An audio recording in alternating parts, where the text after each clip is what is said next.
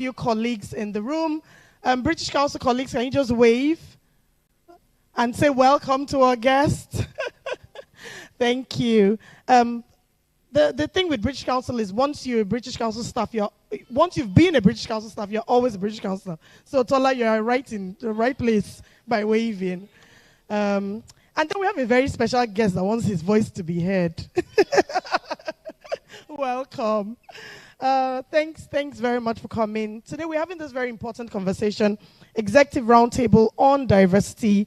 The theme, inspiring inclusion for Africa's super women, people living with disabilities.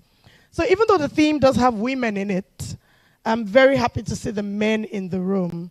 Women, we cannot have a conversations about women without the men in the room. So please, let's put our hands together for the men that have honored us with their presence today. That's a very half clap. Please, let's put our hands together for the men in the room. Thank you very much. So we're going to start off with welcome remarks by our Regional Director of Higher Education, Sub-Saharan Africa, Adetomi Shoyinka. Please, let's put our hands together for her.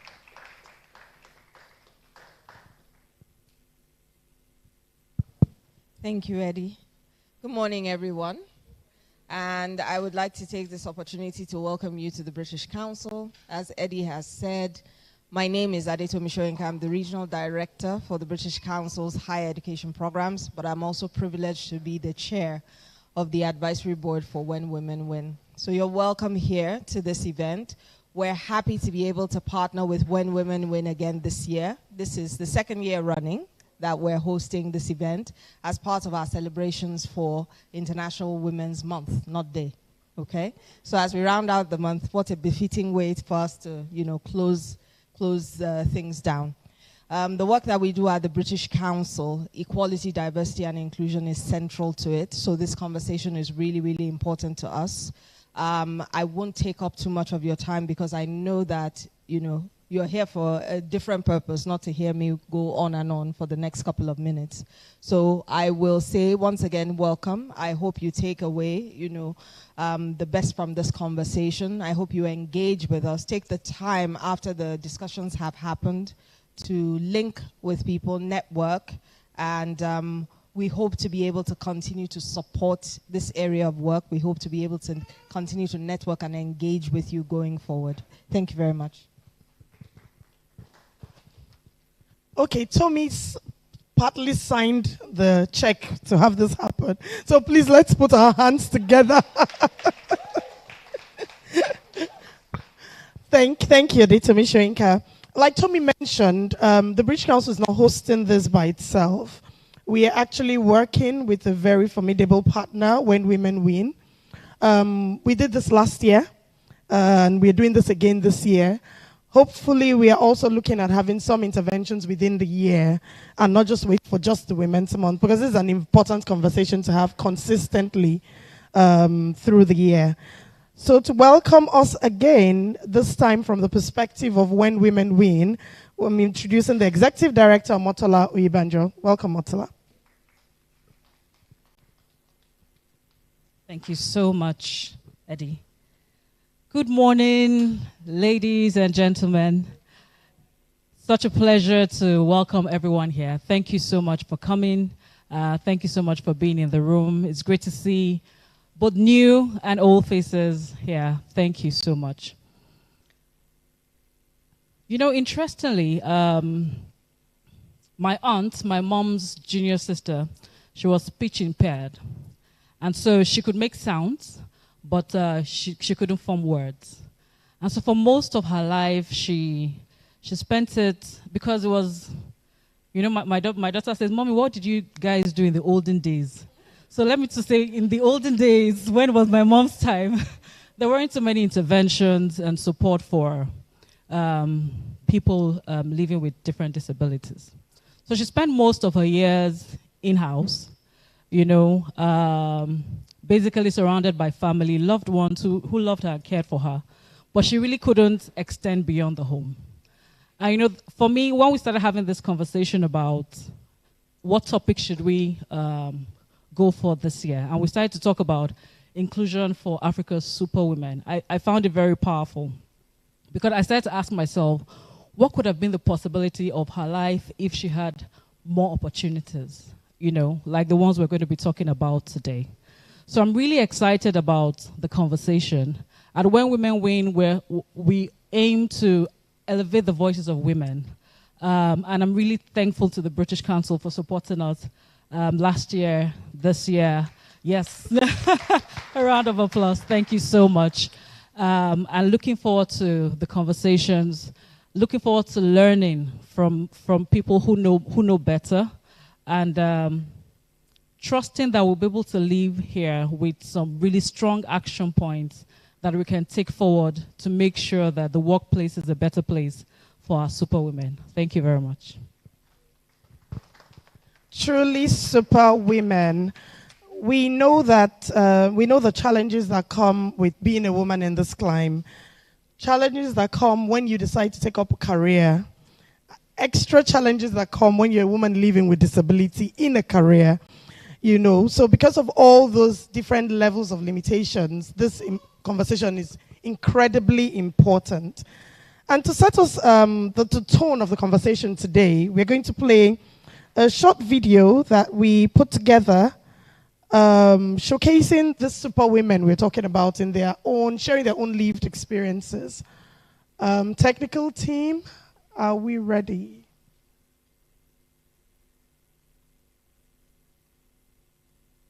The video? Great, thank you. I identify as a blind lady. I have been living with this impairment since 2007. The kind of disability I'm living with is called the spinal cord injury. I live with a disability called cerebral palsy. I have an 11-year-old daughter, beautiful daughter called Oluwalonimi Ayinde. She's living with cerebral palsy. I have cerebral palsy myself. What inspires the work I do is my passion for helping children read.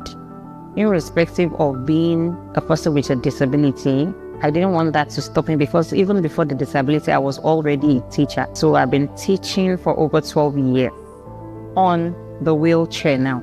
That was why I had to adopt the means of teaching children online. What inspires you to keep on pushing and going forward? My mom. I continue to work after some rehabilitation and with support from my organization. But the biggest challenge I faced as I continued to work was mindset. One of the challenges I face, being a career mom and a mom of a child with disability is currently I still do my children's school runs in the morning and in the afternoon. I can't just send anyone, trying to get her out of the wheelchair to the car. I would love to monitor that. One of the biggest challenges I had as an employee in Nigeria was lack of accessibility. So when I say accessibility, the lack of accessibility to transportation system to even get to work.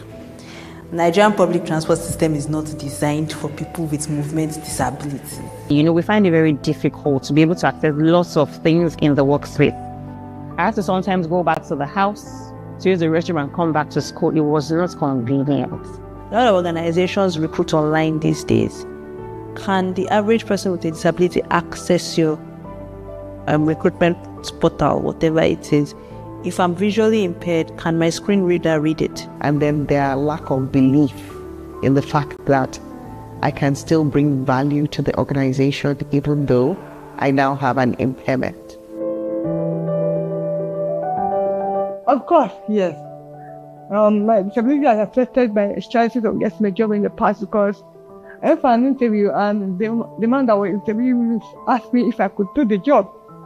And I said, if I could go to school, then I could do the job. They say people with disability as a burden to the organization. I remember going to my daughter's school one day and her caregiver was like, oh, she cried during school today.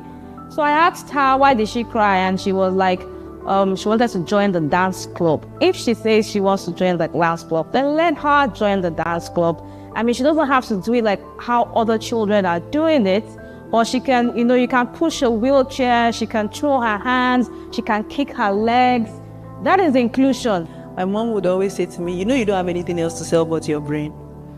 Like for your remaining siblings, if push comes to shove, they will do manual labor. You can't walk because with which legs do you want to do the manual labor, which hand safe?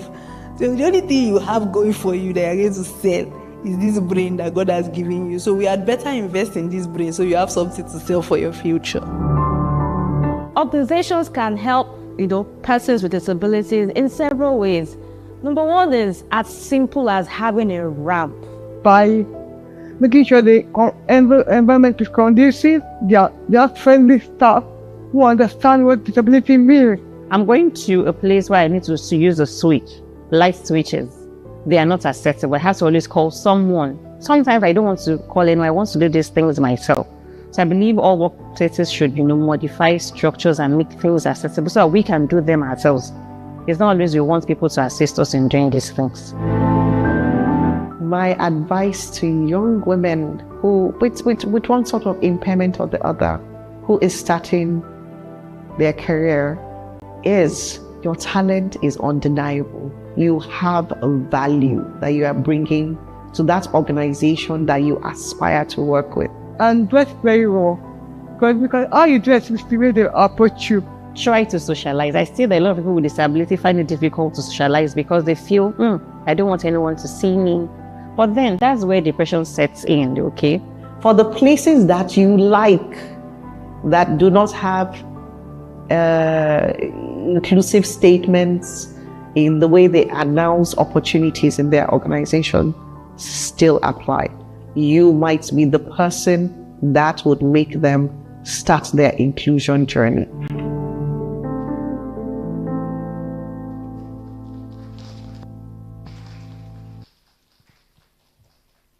Thank you very much. I want to use this opportunity to say thank you to all who participated in that video. If there's anything I'm taking away, it's what Bukola said about this shouldn't be the journey of people living with disability, should be everybody's journey, because we're all just one incident away. Like Dolokpo reminded me earlier this morning, literally one incident away.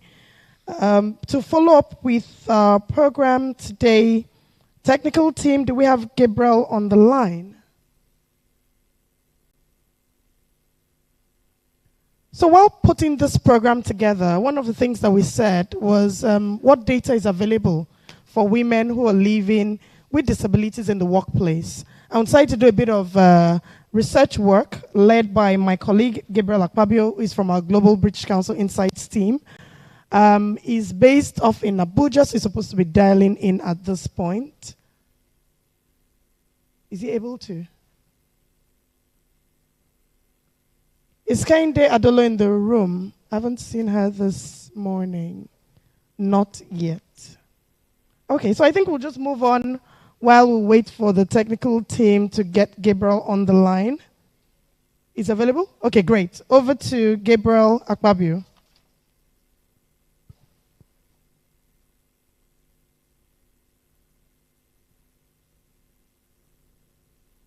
Hello, Gabriel, can you hear us?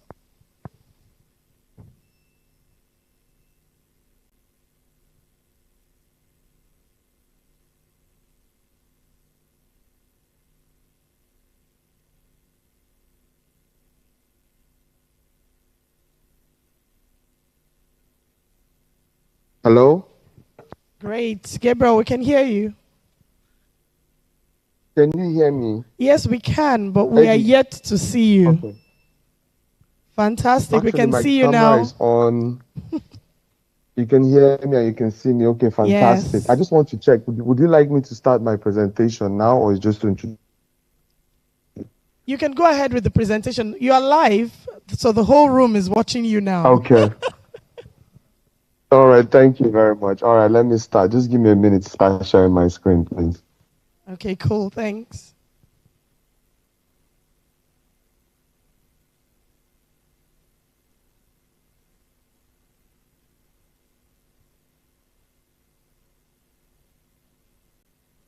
Okay, I'm sharing my screen. Please just do let me know when you can see it. It's coming up, I think, but it's not up yet. Now it's up. Go on. Okay. All right, thank you very much, Eddie. Thank you so much. I really love that video, and I really love the phrase that this is everyone's journey, right? I take personal notes on that. So I'll start with a quick introduction.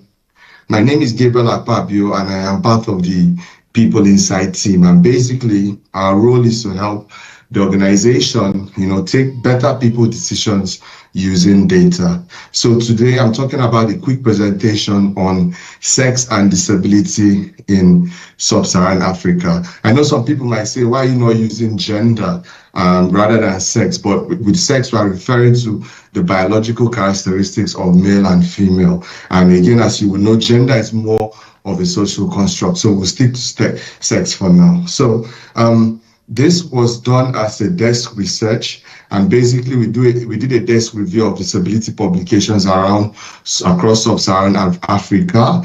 And one of the key findings that we got from this research was that there is a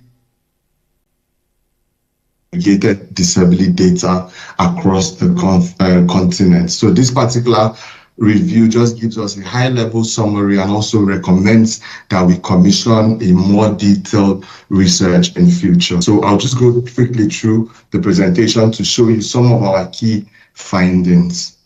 So the first thing we found out was, and which is very, very interesting to us, is that there is actually a prevalence of disability that is higher for females. So basically, females have a higher prevalence of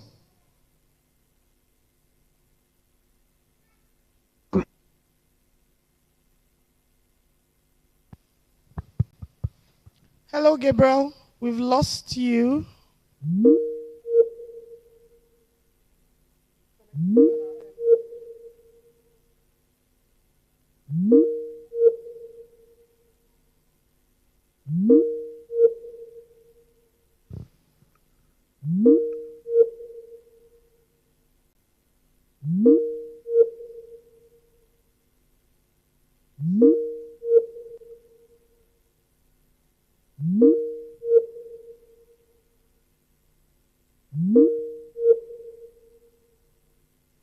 in households where there are multiple children, right?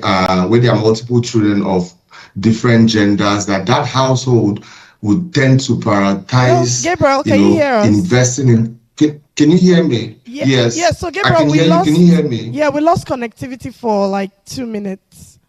Do you mind just starting the prevalence of disability? I can start. Yeah. So the prevalence of disability higher for females. Fine. Okay. Absolutely, and thank you very much for that, Eddie. Please, if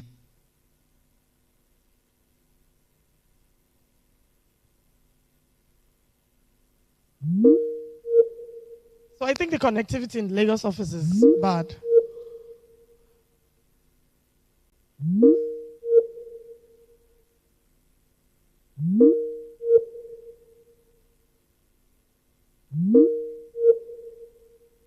I like how people see themselves on screen and then react.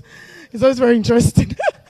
While we wait for Gabriel to come back on, okay. For males, and that we use to. Oh, Gabriel has been talking to himself. Can you guys hear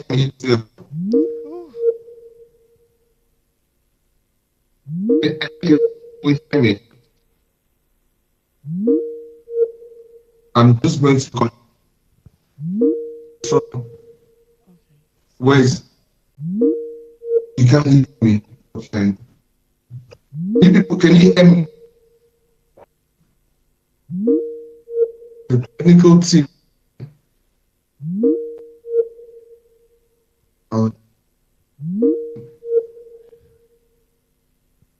I think I'm just going to have to. Do we want to pause the presentation and take the keynote address and then come back to the presentation? So can we send a chat to Gabriel, just letting him know that we're having connectivity challenges in the Lagos office, and then we'll take the keynote address and then come back to Gabriel and the presentation. Yeah. So to take the keynote address, I'll be introducing Chika Idoko, our regional lead for EDI, She'll come and explain exactly what all of that means as she comes up. Please, let's put our hands together for Chika.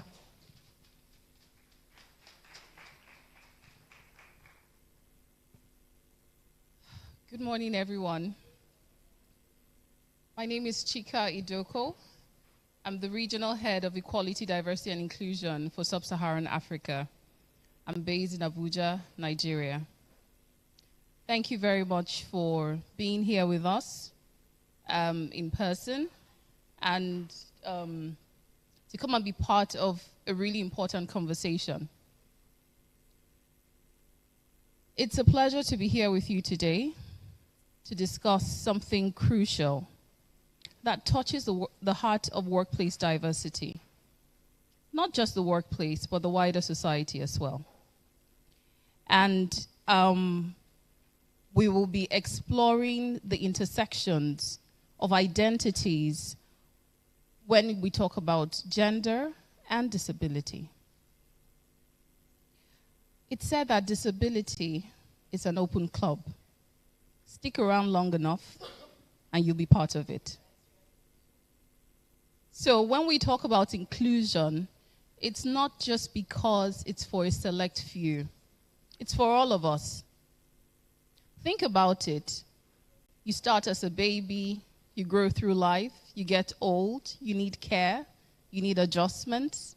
You suddenly realize that it's too steep to climb up the stairs. You suddenly realize that the light switches you can't really reach. So it's for all of us. And just like it was said earlier, the call to action is for all. What is a disability? I think that's a fundamental starting point.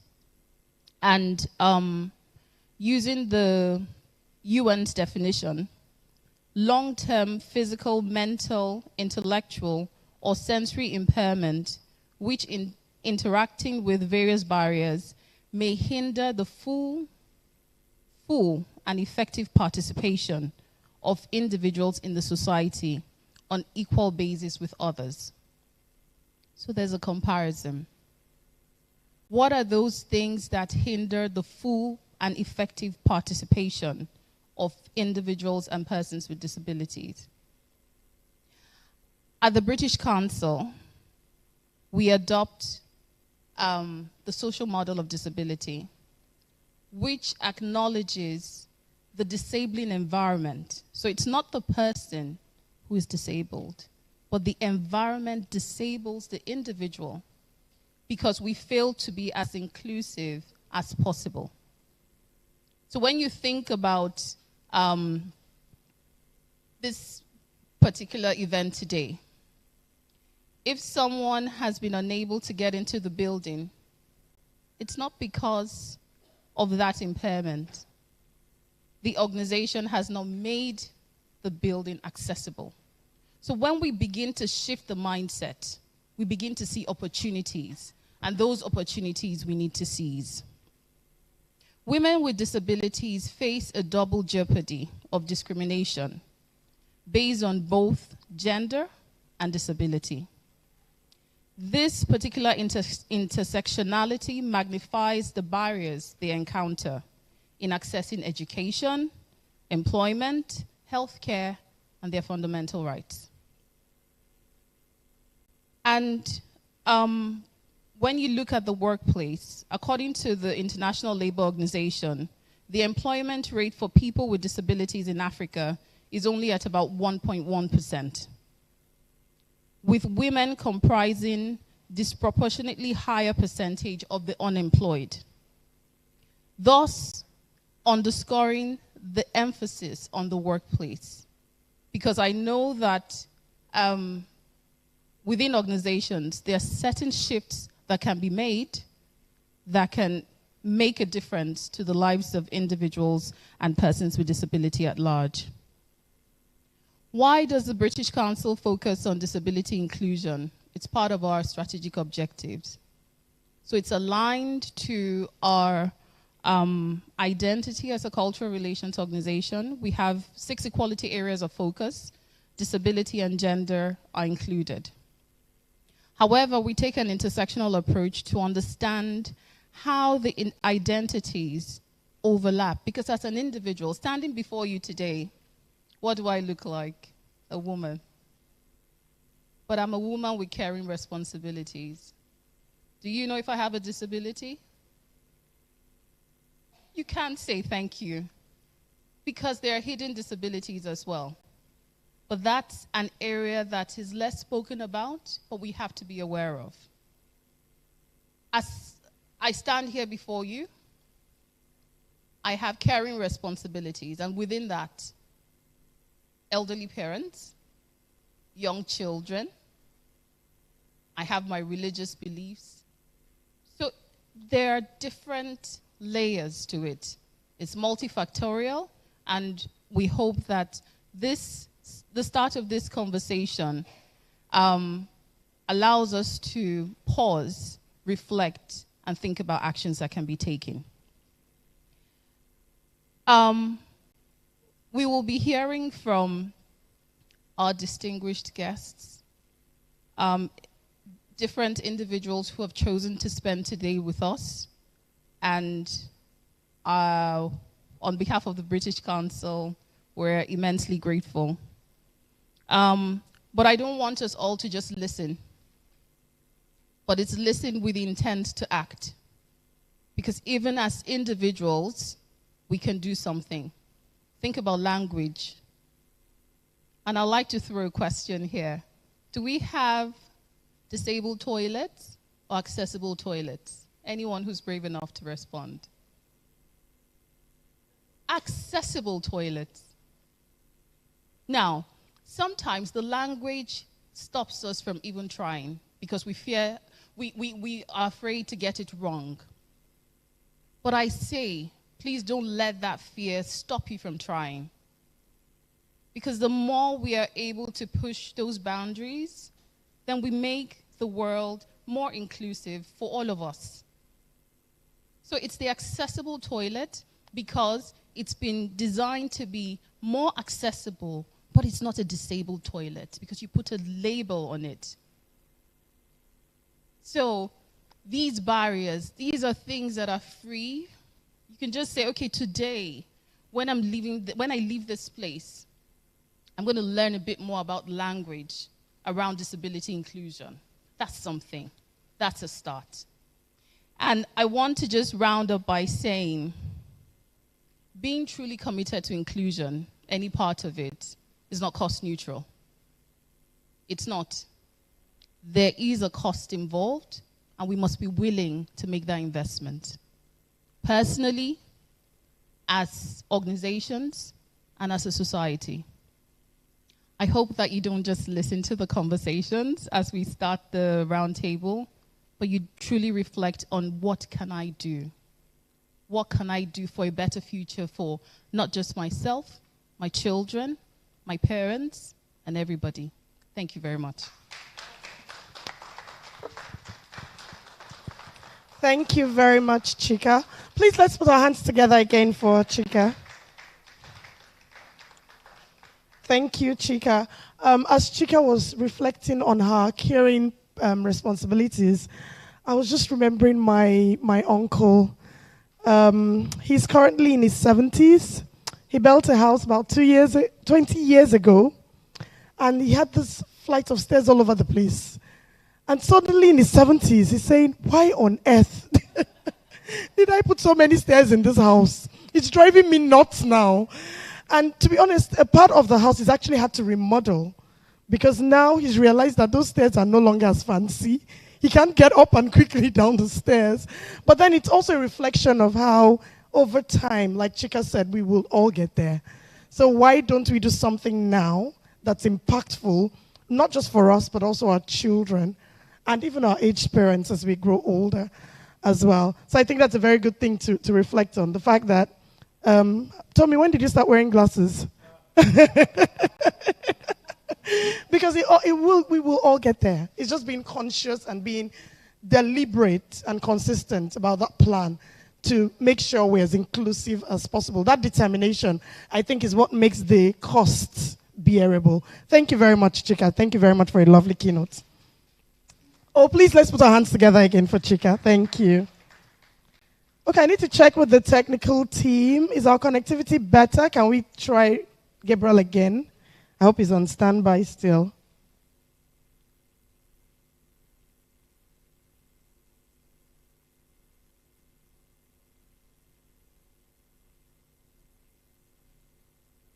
All kinds of things were already registering in my head when he talked about women having more likelihood for disability. I was going to ask why?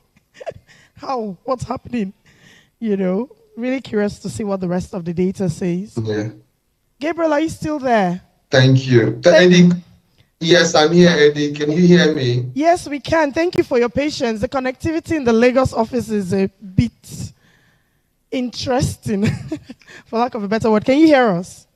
Don't worry. I can hear you loud and clear. Okay. You are not on the screen yet. Technical team. Can you confirm? Let me know, Eddie, when you can see my screen. Okay.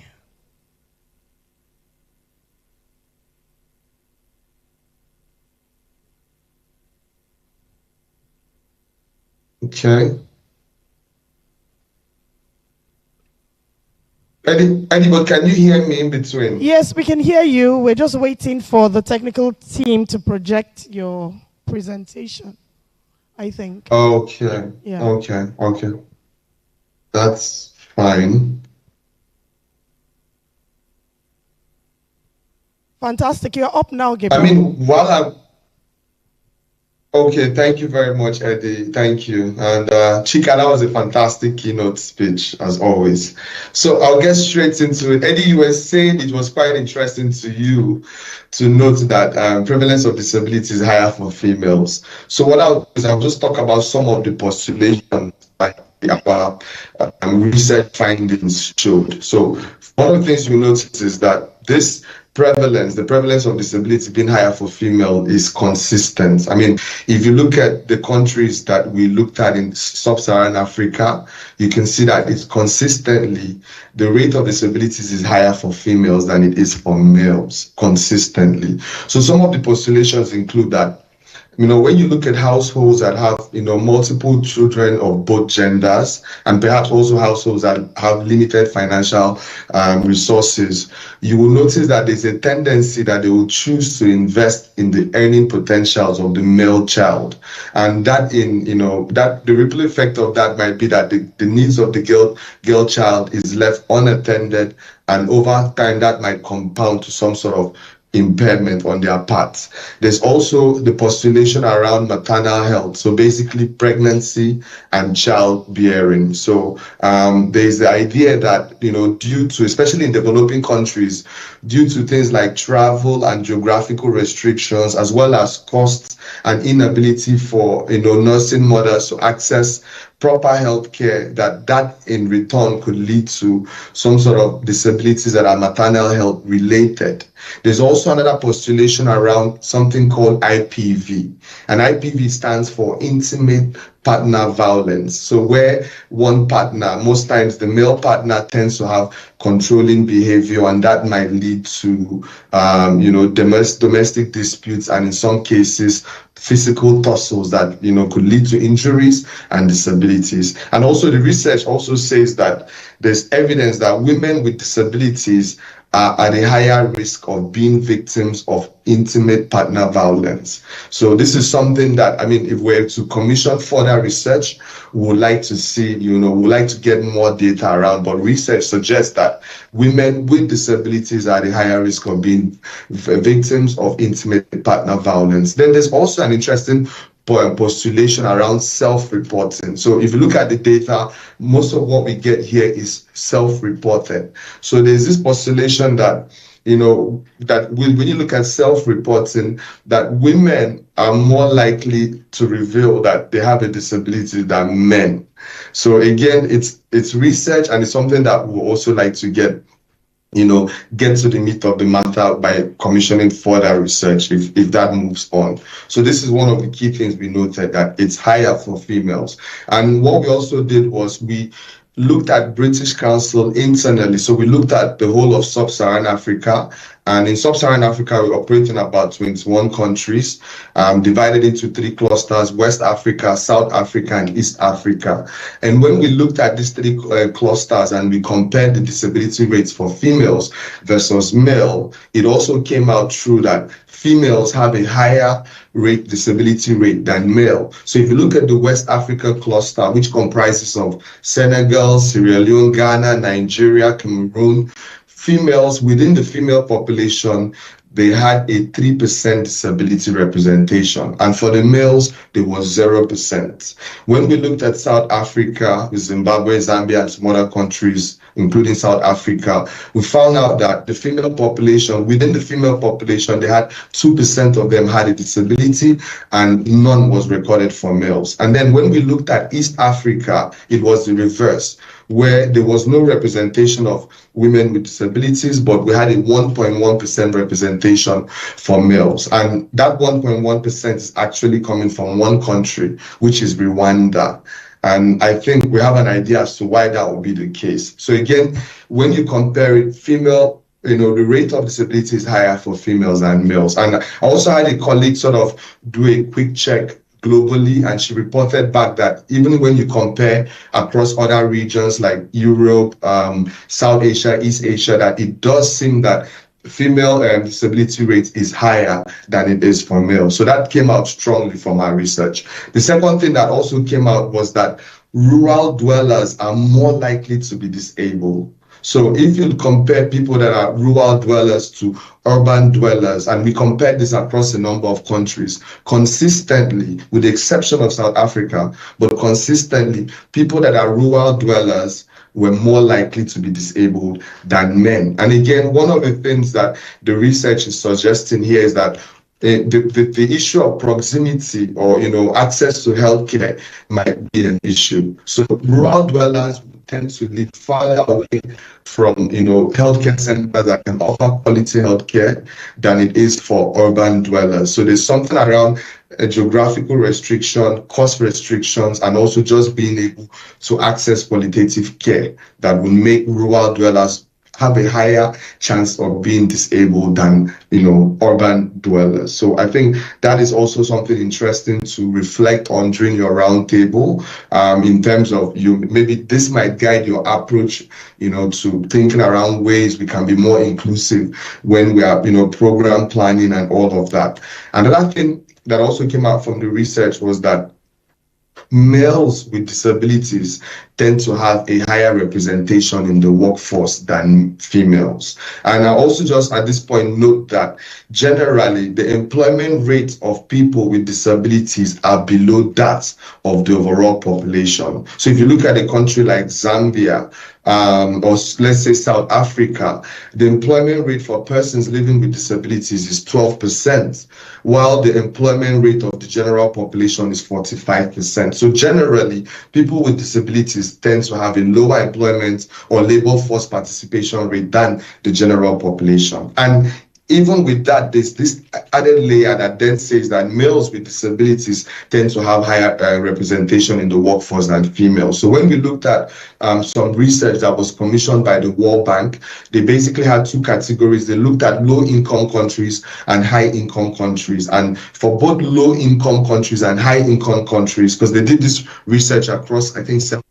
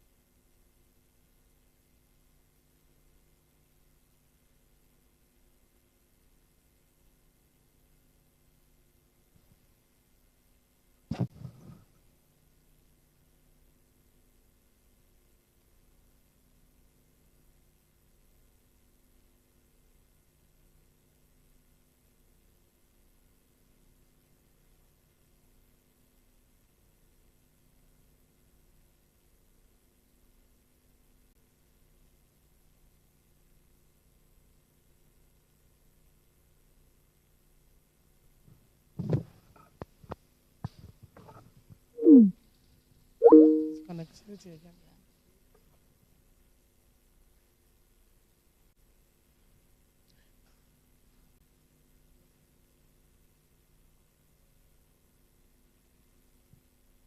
So it appears we've lost Gabriel again. Gabriel, can you still hear us? I think we've lost Gabriel again.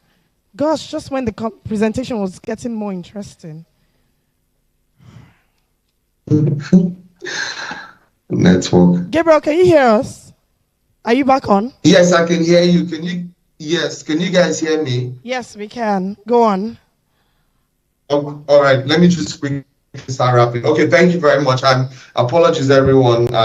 Network is always an issue. But if you can hear me, the point I was making here is that, firstly, employment rates for people with disabilities are below that of the general population. And then even within that particular blocker, you still have this extra layer that says that males with disabilities tend to have higher representation in the workforce than females with disabilities. So when we looked at this World Bank research that they did, they basically divided it into low-income countries and high-income countries. And one thing was consistent, which was that if you look at the labor force participation rates of males with disabilities in employment, it's always higher than it is for females with disabilities. So again, in your roundtable, you might want to have a discussion, or again, just within yourselves, like, what could be the cost of these blockers within your immediate environment? Is there anything that you notice as could be the reason why men would have better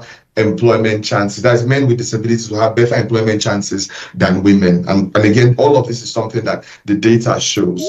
Another thing that we also observed was that disabilities that involve vision, concentration, and mobility are the most prevalent of all disability types. And if you can see my screen here, you'll see that the type of disability is basically broken down by female and male. And consistently for both females and also for both males, you would see that vision, mobility, and concentration are the most prevalent form of disabilities. I think this is a very interesting point, because sometimes when we meet people and they say, okay, we would like to be a bit more inclusive in our employment, in our programming, and in general in planning around assets, but we don't know where to focus on because there are different disability streams. Well, I think that the data might be useful. It's not saying that this would apply in all contexts, but I think it's useful to know that anything involving vision, mobility, concentrations are where we see most disability types being most prevalent. So, Eddie, I'll just stop here to check. Are you guys still hearing me, or did I fall off, please? You can still hear me. Okay. I'll go on. So this we found very interesting. Now, for us, in terms of further research or taking this forward, we have some likely areas of concentration that we would like to look into. We would like to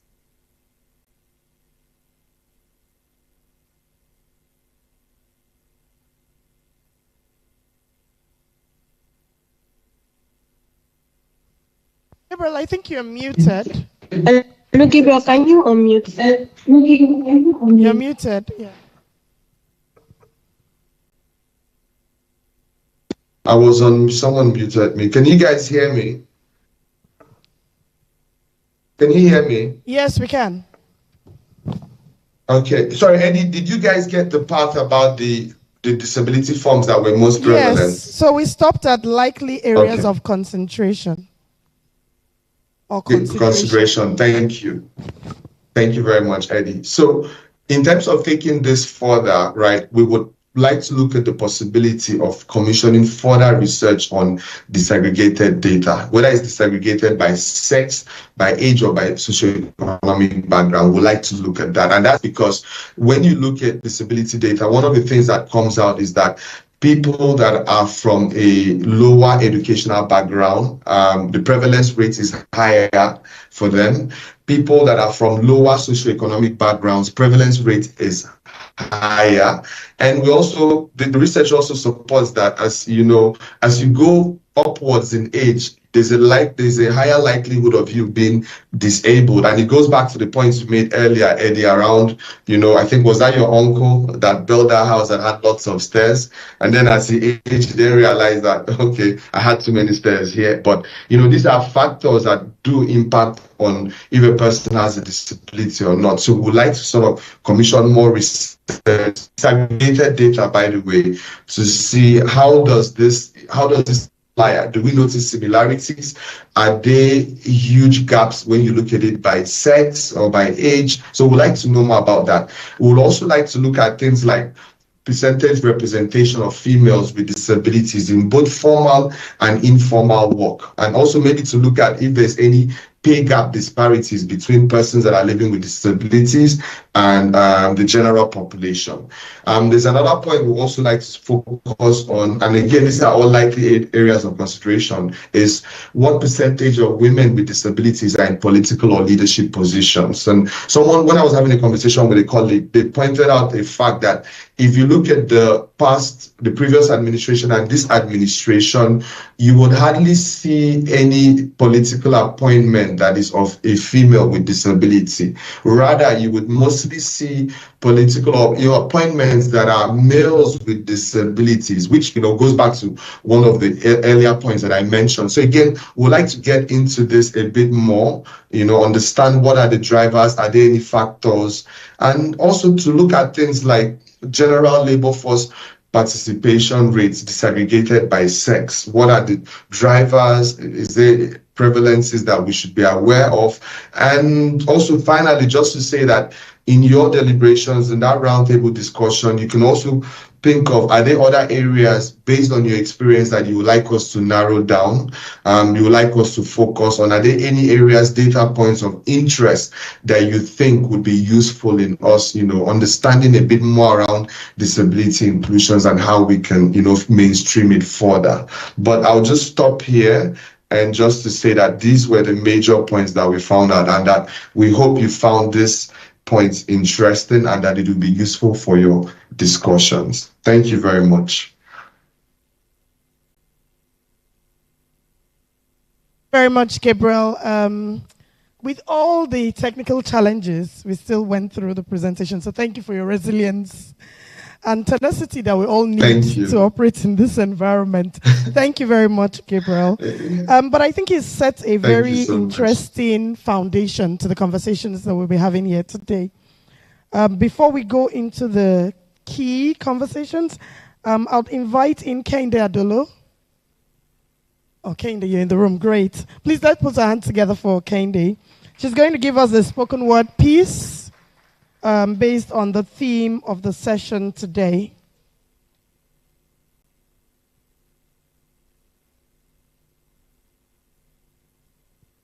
Please let's put our hands together for Kehinde as she comes up.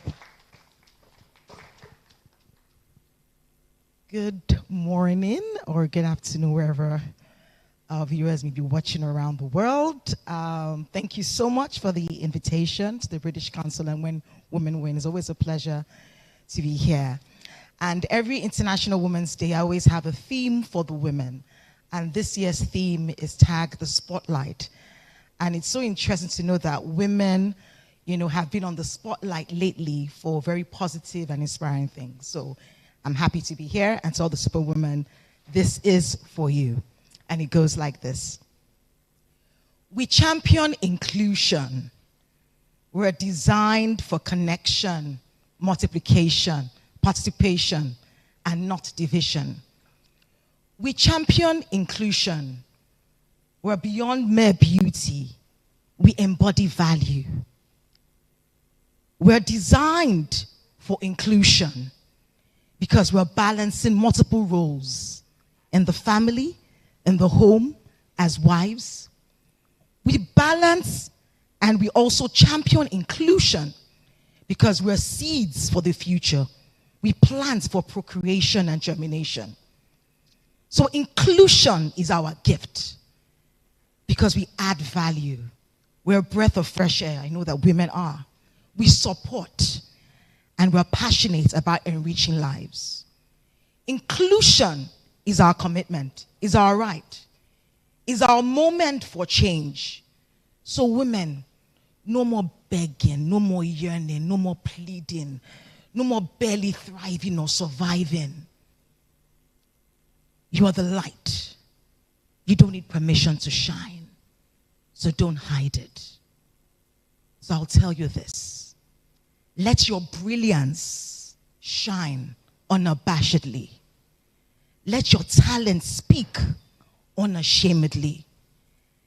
Let your creativity reveal you unapologetically. You are deserving, worth loving, manifesting greatness. Superwoman here and all around the world. You are the spotlight, so shine. Thank you.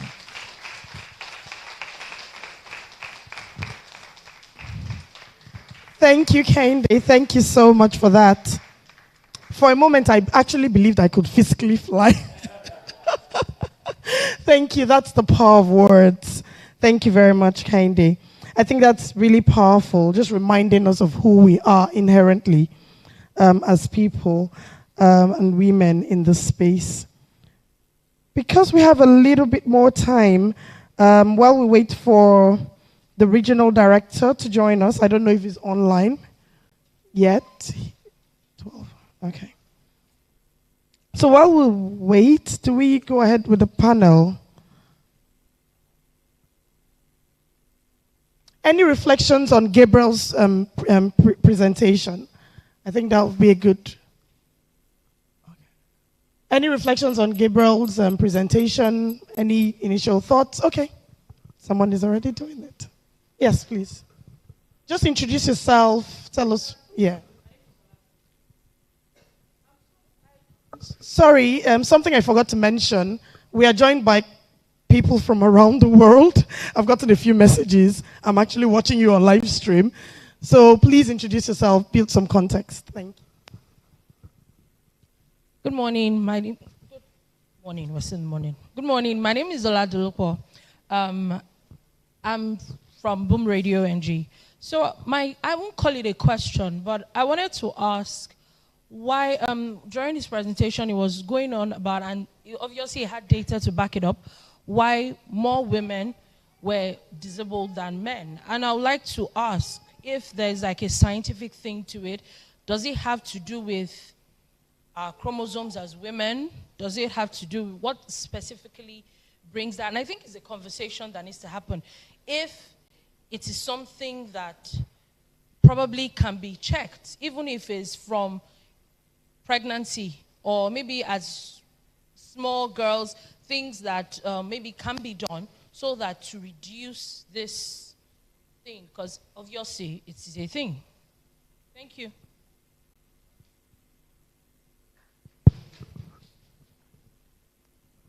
Thank you very much. I think it's an open. I'm equally as curious as you are. It was the exact same thing. I said, why is it that women have more propensity for disability? But I don't know if there are any thoughts in the room. Why is it that more women seem to have disabilities than men in those countries? Any initial? There are postulations at this point. Oh, there are hands up behind. Oh, Toby, over to you. We need a roving mic. Thank you, people. Thank you. Thanks.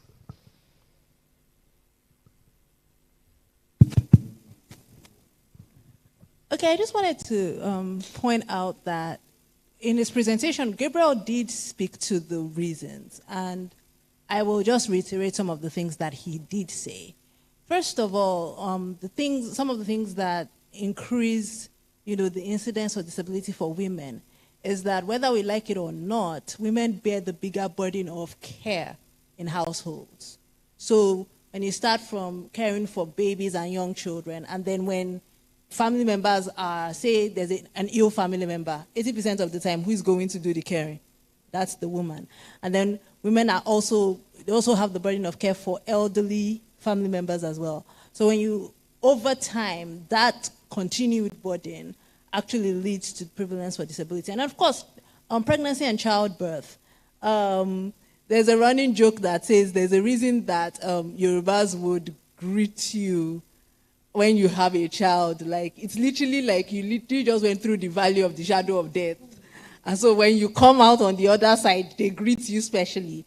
Because yes, there's so many quote unquote dangers with childbirth that are disabling. I know people, I have friends who actually, from having their children, have lifelong disabilities. I have a friend today who has high blood pressure, which she had from pregnancy, and it hasn't gone away. That baby is 16.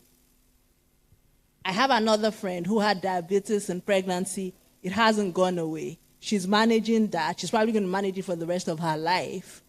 Yeah, the baby is probably an adult now. So there's so many of those factors that lead to disability being more prevalent in women than men. Also, he also spoke to the fact that women are more quick to report or quote unquote admit disability than men are. So if a man can get away with hiding a disability, he will. A woman, not so much. We will say something. And so that's why it then seems like women are self-reporting disability more than men are doing. That's a very interesting perspective. What that means is that there might be more men, but they're just hiding it. That's an interesting perspective. Okay, I'll take her, then you, then the lady. Okay, so mine is just, I don't know if I should call it a comment or a quote. My name is Grace Jerry from the Inclusive Friends in Abuja. In all of what he is saying, and of course past experience, I just know that patriarchy does not know disability. Either does not know disability or has completely ignored disability. And that's why there is more representation of men with disabilities than women, because of the whole patriarchal, issue that we face and we see in Nigeria. The truth of the matter is that a man with a disability would rather be given an appointment or would have a political or an elective position than a woman. And that all brings us back to the fact that patriarchy has become blind to disability. That's an interesting perspective. I think while Gabriel was presenting, I was having a chat with my colleague Busayo, and we said, well, if you're talking about women in career, for example, the amount of women that get into career actually lower than the men. So it starts off from there and builds this whole higher. That's why you get more men in the boardroom, right? So it's how many people are we letting in the door to give them a chance to start? Yes, you want to say something?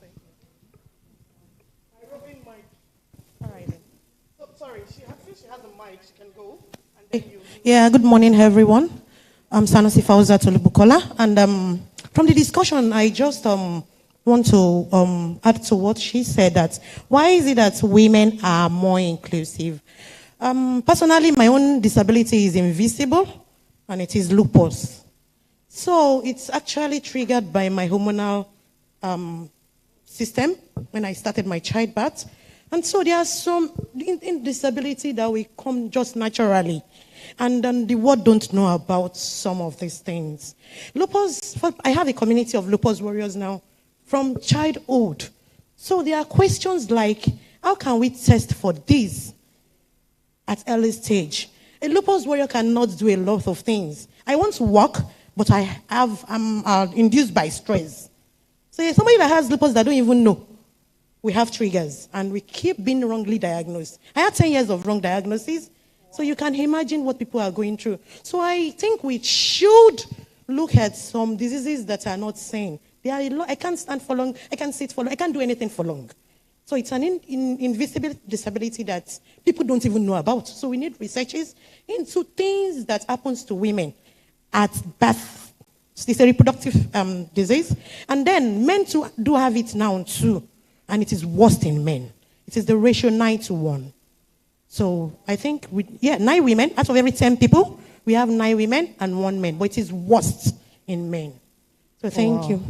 I think that's really a really interesting perspective you put to it. I think we had a conversation with Toby earlier about invincible disabilities, and it's something that we need to start having a conversation, at least a conversation on. The lady behind you first, and then We'll take you last. All right. Thank you very much. My name is Thelma Osuhor. I am Operations Director at GE Vernova, General Electric, but I'm also the DEI leader for Sub-Saharan Africa as well. And thank you very much, British Council, for putting this together, but also inviting people like us to listen and have those conversations. I think one thing I've taken away already is the way Chika phrased, sometimes it's not about the individual being disabled, but the organization really failing to enable. So if there's something I've taken out today, that's the primary thing. I think I was curious about, so I know that the research that Mr. Gabriel Akpabio worked on was on Africa, but I want to understand how that compares to what we see elsewhere around the world. What does that look like? I know that in other parts of the world, more than likely, there are more studies and data generated already. So it's some curiosity to understand what does that compare to, and how can we sort of draw threads between both, and if there are things we need to be looking at differently in the region. So it's just something I think would be interesting for our dialogue. Fantastic. I think that's something we've noted, and we'll be taking on. I'm nicely looking at Chika to say, Chika, they are giving you more work. But I think absolutely, like I mentioned, we are not stopping at just this. This was for us to even scan the space and see what data is available. But absolutely, there's a lot more digging that I think needs to happen as a follow-up to that presentation. Do we have Moses ready?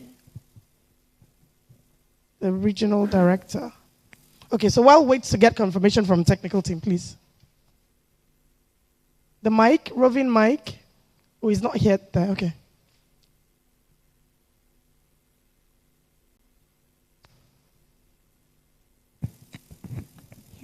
Hello, everyone. Good morning. Morning. My name is Tejumade Tejosho, and I work in impact measurement and management. So I just wanted to lend my voice to the conversation that has started, but particularly what the amazing lady had said about something I didn't even know about before I came here today. But I wanted to reiterate that a lot of things that cause disability that Chika had mentioned are not things that you typically would see. People are dealing with these things, but you don't know. Some of these things are caused by activities that we human beings, we exercise. I was to be part of a research that was regarding the effects of open defecation and how much it affects women. So I wanted to make mention of that to say, you know, we have menstrual health and all these type of things. I don't have all the numbers yet now, because I worked on that about 2 years ago.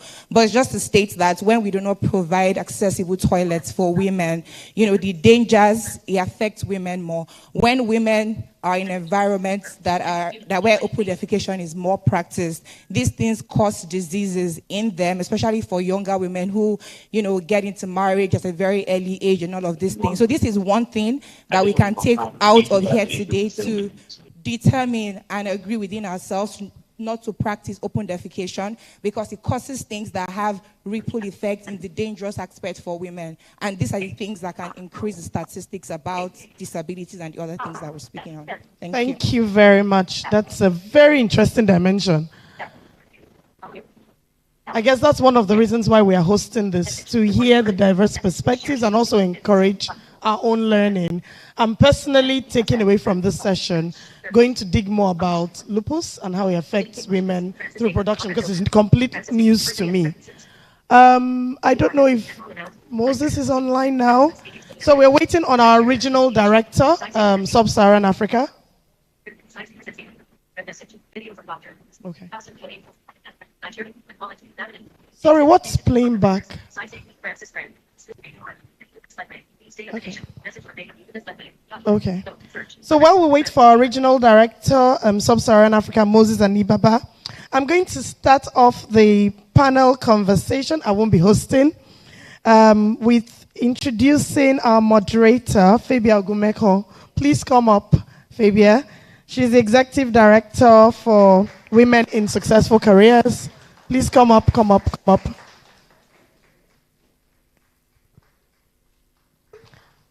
Please put your hands together. As you can see, the conversation is already happening. Have I mixed it up? No, just except I'm not the Executive Director of Women in Successful Careers. Not for the last 1 year, at least. I am on the advisory board though, so I'll take it. Okay, so good. Is it afternoon yet? I think it's just afternoon. Good afternoon. Sorry. Okay. All right. Okay. So we might be interrupted once the regional director comes on, but we will push forward with the conversations. Right. So we've had quite a lot already so far, and it's been quite insightful. Would you agree? And a lot of learning has already taken place. A lot of great context has been set, and we've already, heard a lot of guidelines and data, which has already begun to spark our thinking and even some takeaway concrete actions. So I'll just reintroduce myself. My name is Fabia Ogumekon, pronounced Fabia, and I'm a development consultant and a women in leadership advocate. Persons with disabilities, and I've been privileged to have been correct talking about is language and the language of disability. My initial opening statement had persons living with disabilities, and I was corrected. And it might sound like something small, but it does make a difference, and some of our esteemed panelists will explain why. So persons with disabilities are frequently not considered potential members of the workforce. And women, like we've heard from and seen from the data, with disabilities face even more difficulties accessing the job market compared to their male counterparts and other women living with disabilities. We've seen from the data that 53% of males with disabilities are more likely to be employed compared to 20% of females. In the panel the conversations, we will explore why. Perception, fear, myth, and prejudice continue to limit the understanding of disability in workplaces. And this statement is an extract from the Joint National Association of Persons with Disabilities, Nigeria, a LinkedIn post. So our conversation will aim to accelerate progress and bring us closer to creating a more inclusive work environment, hopefully, and will encourage the growth and progress of all women, including persons with disabilities. So our objectives for our conversation: we hope to learn from the experiences and perspectives of PWDs to challenge misconceptions and stereotypes. We hope to recognize and celebrate the achievements of people with disabilities too as the inspirations that they are, and you will see why when as the panel conversations progress. And we would also like to discuss and identify solutions to help inform mechanisms for supporting and empowering people with disabilities in the workplace.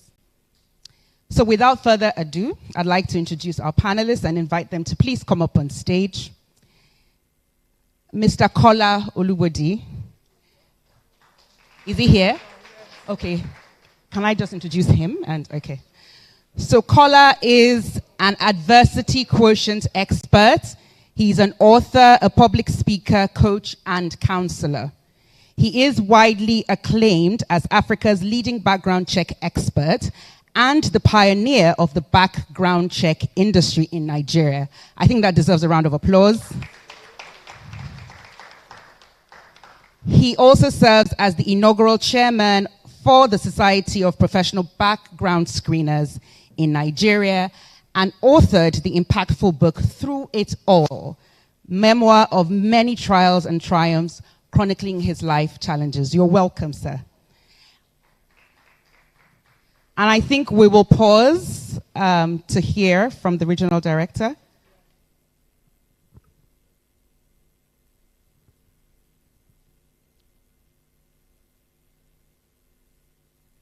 So we have our regional director, Sub-Saharan Africa, Mr. Moses Anibaba, joining us from, I think, Nairobi. He's going to correct me now if he's not in Nairobi. Hi, Moses. Hi. Eddie here. Hello. Hi. Hi, Eddie. Hi. Okay, so you're live, Moses.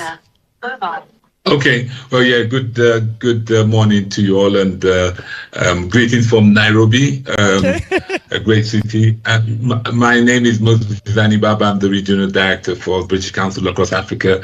It's great to be here, and I'm sorry I can't join you in Lagos.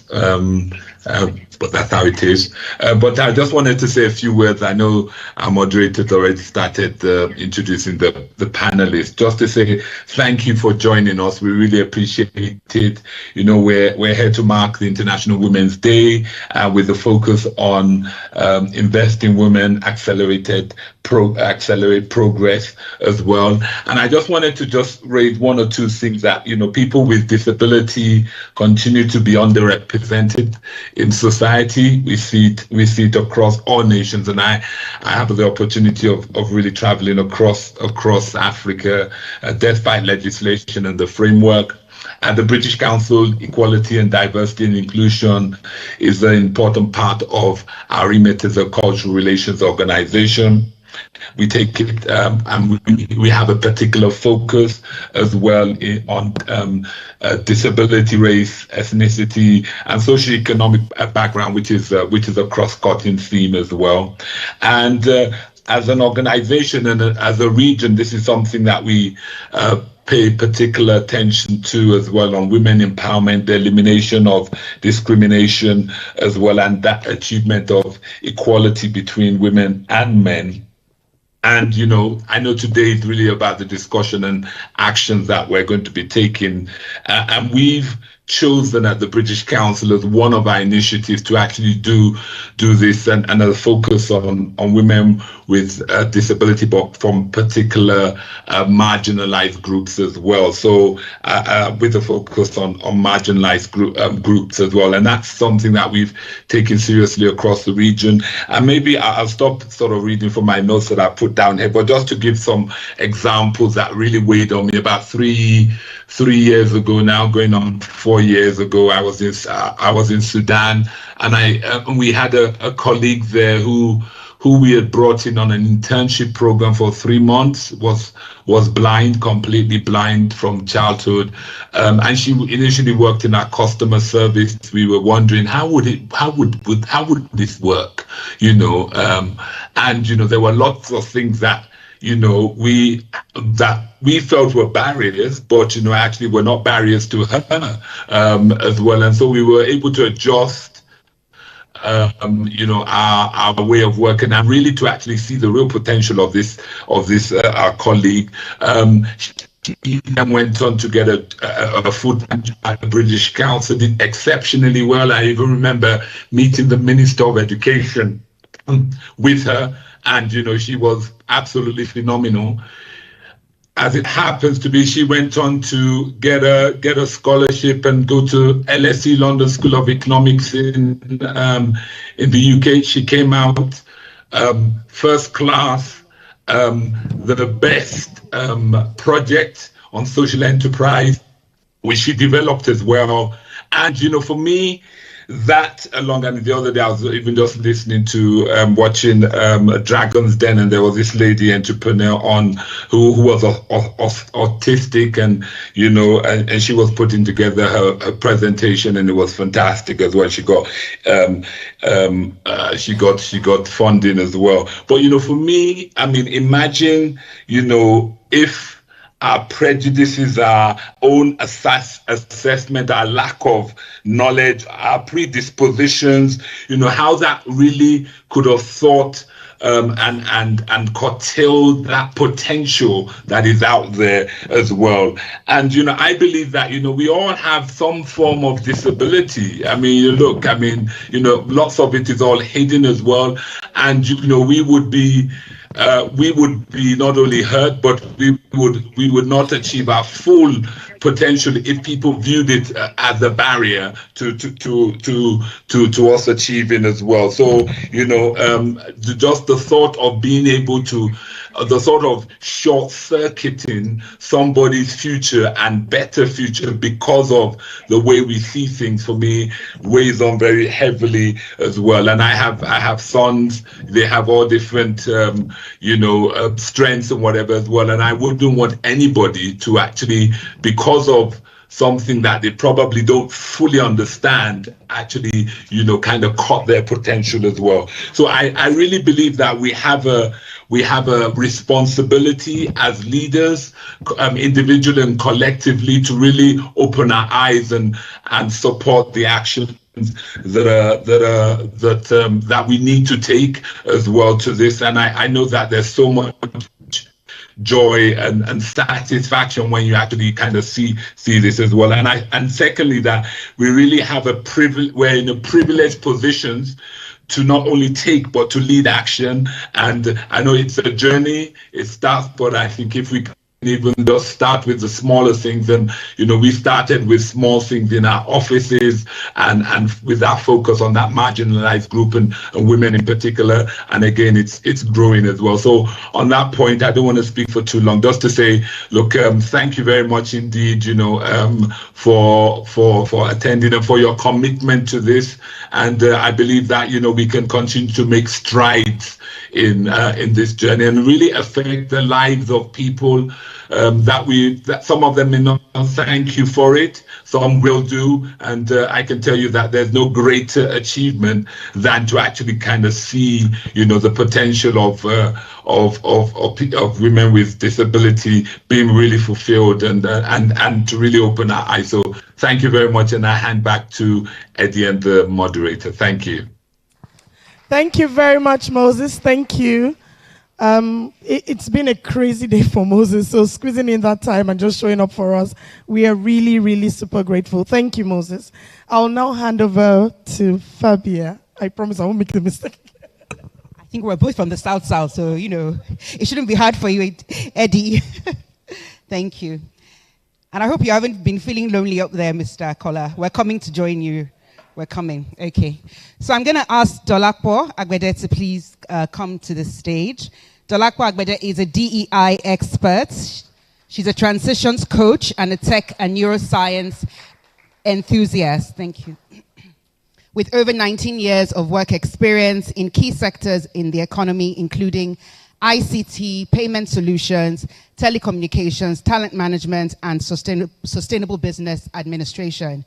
Dolapo is a disability inclusion advisor at the Joint National Association of Persons with Disabilities, JONAPID, the umbrella body of all disability groups in Nigeria, where she leads multi-sector engagements on mainstreaming productivity opportunities for talents with disabilities. She sits on several boards and coaches via her Thriving in Transitions program. Welcome, Dolapo.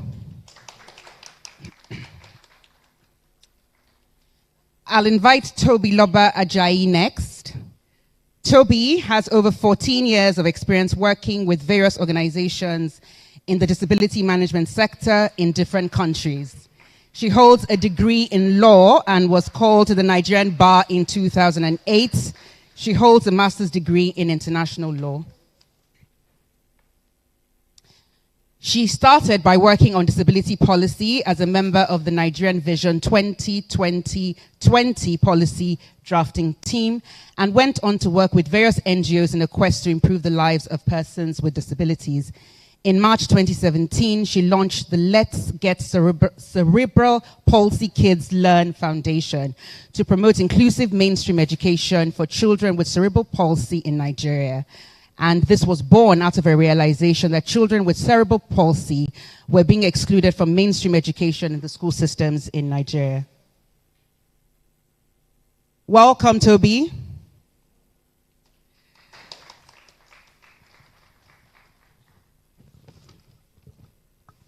I'd now like to invite Madame Lois Alta. Lois is a diversity and inclusion expert, local and global disability advocates, inclusive education advocates, and she is also a human rights defender. She is the first Black woman with a disability named a Young Global Leader of the World Economic Forum in Africa and Nigeria 2017. I think that deserves a round of applause. She broke records. She's a record breaker by being the first woman with a disability who ran for the House of Representatives in 2019 amongst 4,080 candidates in Nigeria. Lois is the founder of Cedar Seed Foundation, Network of Women with Disabilities, an ability platform, Women on Wheels, Multipurpose Cooperative Society, and the Disabled People in Leadership Initiative. She is a member of the Presidential High-Level Advisory Council, HILAC, on women and girls with disabilities. Please welcome Lois. And last but not the least, joining us online, and I would need a confirmation that indeed Razak is online, Razak Adekoya. Razak is a development economist and disability inclusion specialist. He currently works at Site Savers as a program development advisor for the Economic Empowerment Portfolio and supports the organization's programs and projects across several countries in Africa and South Asia.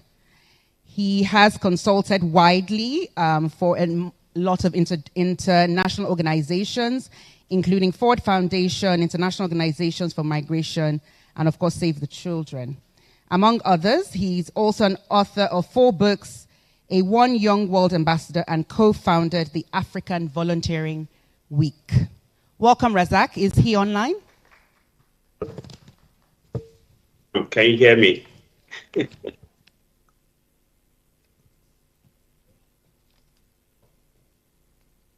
Hello, can you hear me? Yes, we can. Yes, we can, Razak. Thank you.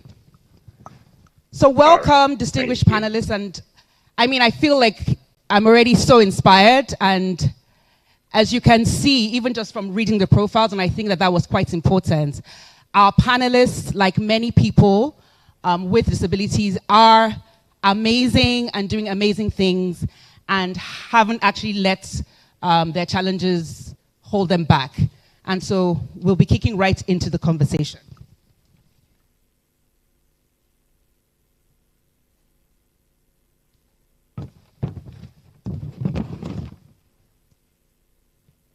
So I'd like to start with you, Lois.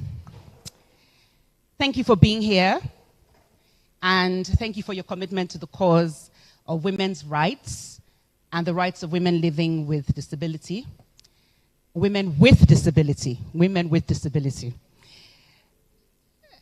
And as we have heard and seen from the data, they are often the hardest hit by discriminatory practices.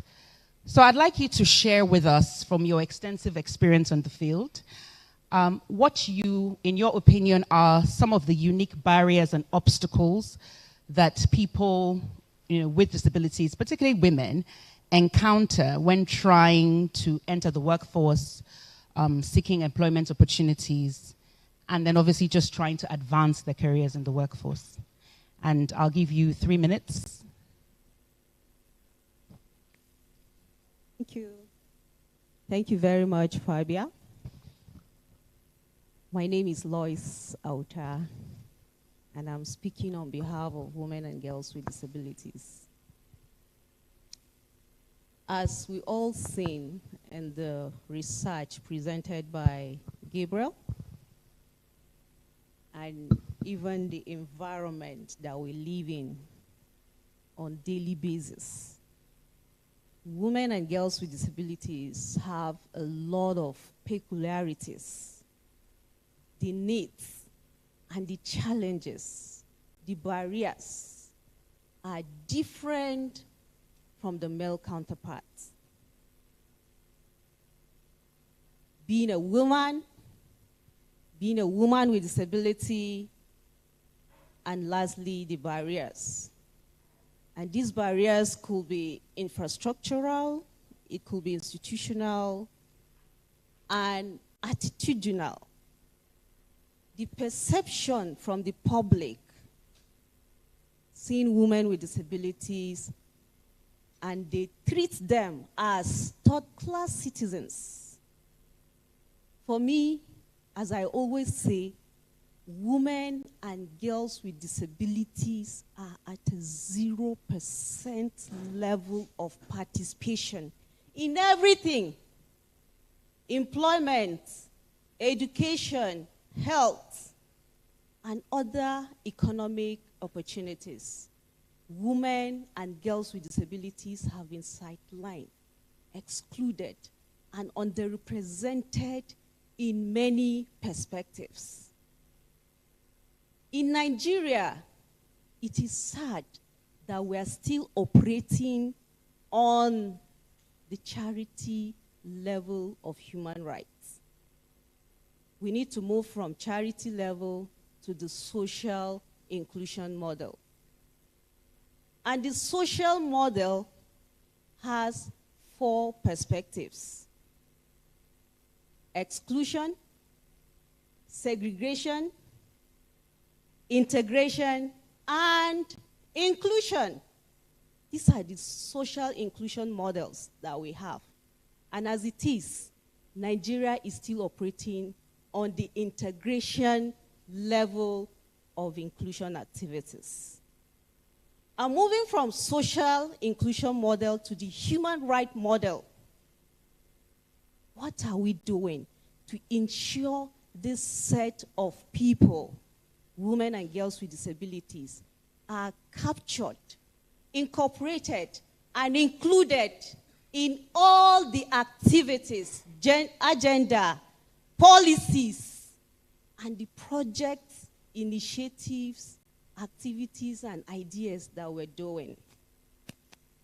As we are all seated in this room, how many women and girls with disabilities have you empowered? Today, I am a product of many women, starting from my mother, to Mariam Sani, to Miss Lois Mekori, and many other women that I can call their names right now. I am a product of womanhood. As women, what are we doing? Is it appointive positions?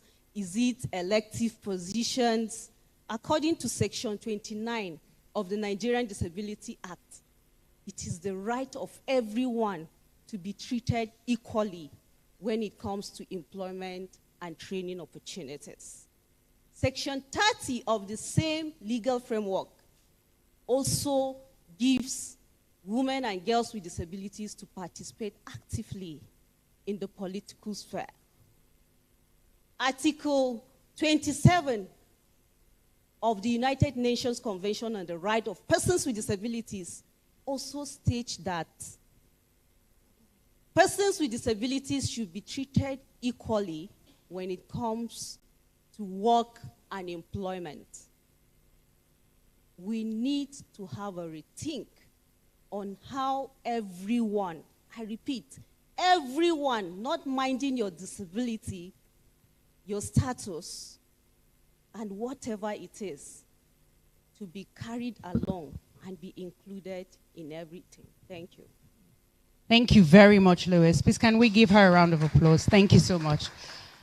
And I'll just stay with you and just to expand on that point for another 2 minutes. You spoke around moving, and I think that was very poignant, moving from seeing disability as just charity, right? And approaching it from a human rights perspective. Yeah. And you've also begun to speak about that by even sort of referencing the Disability Act. How many of us in the room realize that there is an act called the Disability Act and are familiar with the provisions in terms of how it relates to us and our obligations, even in the workforce? Show of hands.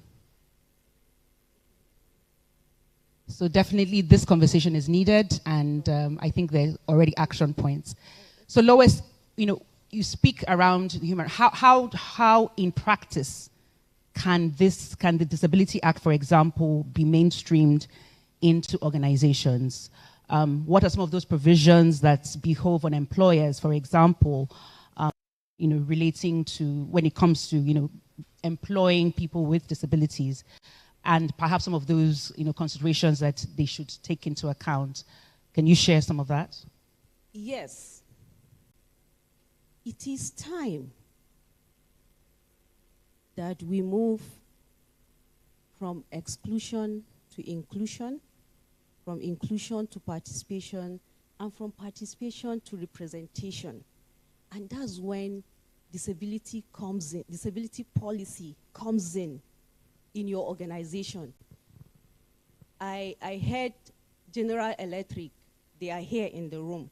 Do you have a disability policy in your organization? And other organizations that are represented here. Let's start from disability policy. How many percentage of employment opportunities are you reserving for graduates with disabilities? We are very brilliant people. We have graduates in our midst that are looking for jobs and other opportunities everywhere. How many have you engaged? How many have you employed? How many have you enabled? The 3 E's: engagement, enablement, and employment. Are you practicing the 3 E's? And when it comes to the implementation of the Disability Act, we need to collaborate.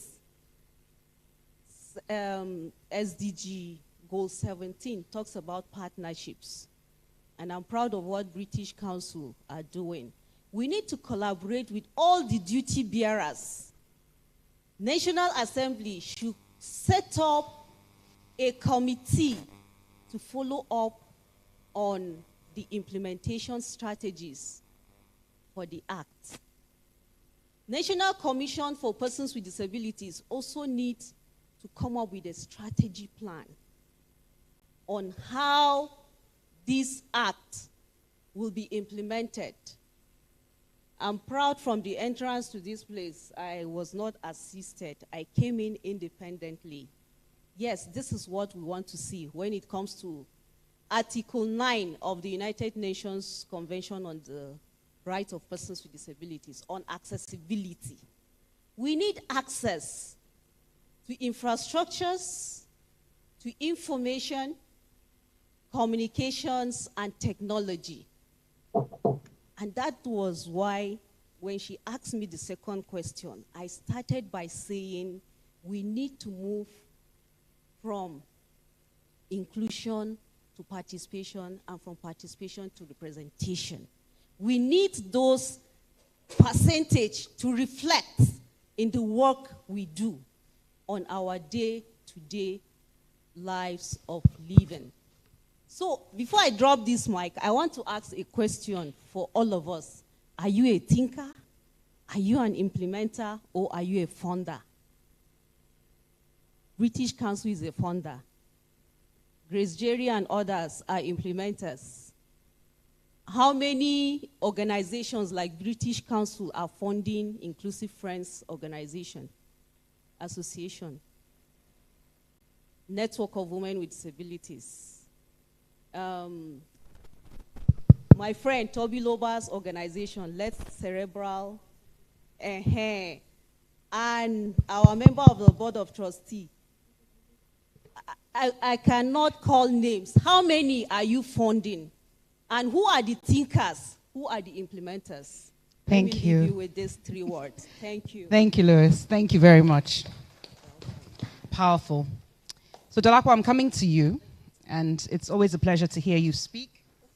And you do so expertly, articulately, and might I add, graciously. You give so much grace to many of us who remain ignorant to some of the challenges that you face and people within your community face. You sit in a unique position of being a person with a disability, and you identify as visually impaired. I'd like to ask you about the language of disability and why it is important that those of us who do not immediately present as living with a disability get that language right, and what is the role of language, in naming and framing, really, in terms of, our approach to care, as some of which Lois has alluded to, our approach to care, provision, and enablement. Why is language important in the first place? Thank you so much, Fabia. Thank you, British Council. Thank you, my esteemed co-discussants. Why is language important? How did all of us feel at the end of the spoken word that we heard today? I mean, I think I heard Eddie say something like she felt like she was about to fly, right? That's the power of words. So if we even start there, as a person who identifies as a blind lady, and for anyone who's curious, you're thinking, but she has glasses on, right? Who's curious about that? But I am exhibiting my right of choice. I could have chosen to wear dark shades. Would you be more comfortable that, okay, yeah, she's truly blind because the shades are Stevie Wonder style, right? But I've chosen to wear clear glasses because I've been wearing glasses since I was 10, right? And I lost, my journey to tangibly losing sight started in 2007. It was glaucoma. It didn't matter that I was in an multinational expatriate level job with a platinum health cover. What's the use of the health cover when nobody's testing your eye pressures? So this is an opportunity to please say, for every time we do our annual tests, when you are checking you're reading the alphabet, which was that was the only thing they did for me since I was 10. Please make sure your pressures are checked. You can be sure, if I had known, of course I will ask, but I did not know. And so losing sight due to not managing your interocular pressures is preventable by early detection. Now we've gotten that out of the way, and the curiosity is done about, but she's wearing glasses. And the thick ones that she always used to have, right?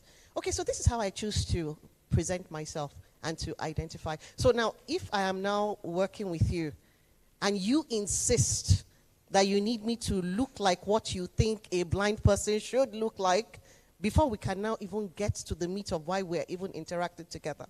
Those are the kind of constraints and barriers and mindset battles we'll deal with every day. As a person with an impairment, why do I look like a blind lady? Come on, yes, no, yes, no. It took yes or no. Please be comfortable, it's fine. Do I look like I'm about to sue you or bite you? So let's have this conversation. So you see, this is part of it. It is that we are so deeply, we are unsure.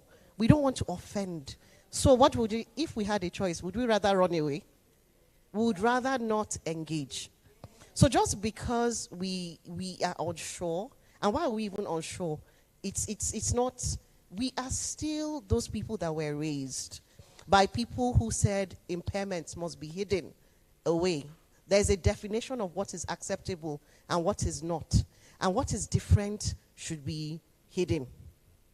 But we are all, I mean, for everybody that is on this panel, maybe not yet, because I pray you live to a ripe old age. And, you know, it's the most important thing is when we choose to show up, accept us. When you are not sure of what to say, ask us. So while you are so worried about what should I say, what should I say, what should I say, you've whipped up this storm within that even when I start to speak, you can't even hear me. Do we understand that? I'm going to, before I pause, bring a scenario in front of us. Persons with little stature, little people, persons with dwarfism, how many of them do we see in the workplace? Because our society somehow has a, do you know where subconsciously we all expect them to be doing skits? Yes or no? Or doing comedy? That is where they belong. Says who? So now, by the time someone with small stature has decided, I want to be different, I want to have this job in a corporate space They've done the work of education. Can you imagine that they were teased all through? You can imagine, right? Can you imagine that they were teased all through? Secondary school, university, NYSC. Can we imagine that they were teased all through? All of us in this room, are we like culprits of people who would have teased them? Who might not have wanted to identify with them? Just because when both of you stand, the person you are talking to is high level to your groin. Is that comfortable for you? Yes or no? It's not comfortable. But if that was a 5-year-old child, would that be comfortable? Yes or no? Because what? That's a child. But now you're dealing with an adult. And just because they present in a way that you are not comfortable with. What I would say about languaging, because it's not a one-size-fits-all. I identify as blind. And I have people who immediately correct me that, don't say that. And I'm like, is it your identity? I understand it's well-intentioned. So in the space of languaging, the perfect guide is whoever you're going to interact with. Ask them, how would you want me to address you? When I refer to you, because of course you will refer to, I mean, even all of us, by the time we go home, you would say, that lady, and then you now pause because you don't want to say that blind lady on the panel. Please feel free to say it. It doesn't make me less, does it? Do you think it makes it? Does it make me less? No. So we need you in the audience who is so worried and you get so worked up that in the end, I beg last, it is better not to engage. Please don't. The learning point today is ask us. For us to show up, I mean, we got dressed from home, we've done the work, we've shown up.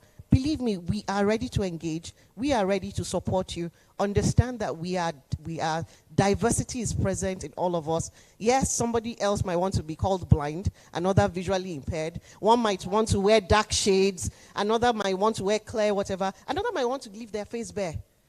Accept us. Discuss with us. Thank you. We will tell you how to address us. Thank you. Like I said, articulately put, always articulately put. Nothing to summarize there. Okay, so let me come to Razak. Hi, Razak. Hi, can you hear me, Fabia? Yes, I can. Thank you. I can hear you loud and clear. Thanks for joining the conversation. It's All great right. to have you.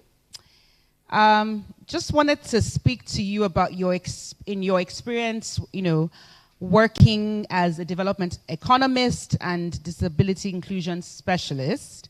You've had the opportunity of working with organizations like Unilever, Access Bank, Standard Chartered, MTN, and you name them, primarily to mainstream disability inclusion into their sustainability, diversity, and inclusion policies.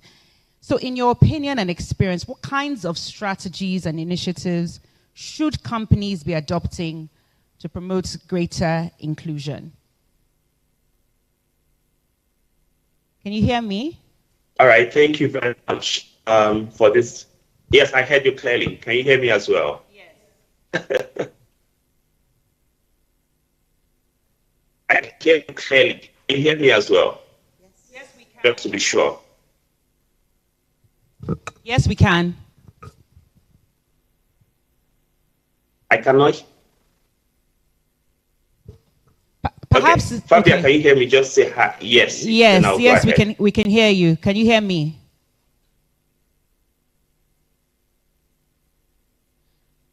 All right, I can hear you, so I'll go ahead now.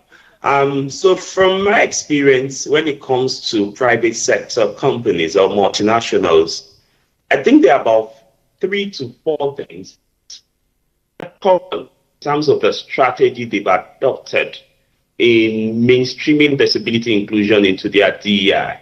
The first is around leadership commitment. And a topic when organizations, leaders, and I think just one thing that helps you to convince every senior business leaders or exec at that level, it's about what is the benefit for the business. Time for doing best. And I think that's in which we've tried as much as possible to speak to leaders, private sector leaders, around what's the benefit of inclusion. Let me give a very simple example. Let's say we run the kind of algorithm of 100 million and the prevalence of people with using that number. So I'm using it for example, the financial institution that they are likely of 3 million out of every 100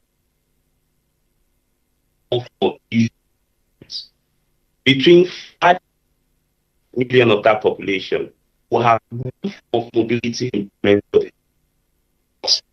Imagine the security doors at our banks today. They are not able to do the environment, or they are not even able to use the ATM machine. That all you've not mainstream your business, you are losing some piece of person to ways that you think through how to mainstream this solution. You think around brand and brand equity,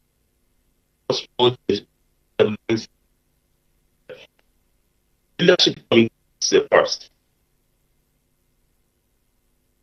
Government is solution. Hi, Razak. Is accepting that. Hi. Sorry, you are breaking. So your contributions are a bit choppy. I'm wondering, do you have your video on? You might want to switch it off just to perhaps stabilize from your side. Let me turn off my video then. Okay. The video now. Can you hear me now? Yes, I think it's better. Slightly better. Please carry on. I'll let you know if we still have any challenges. We did hear quite a bit of what you said, but you might just...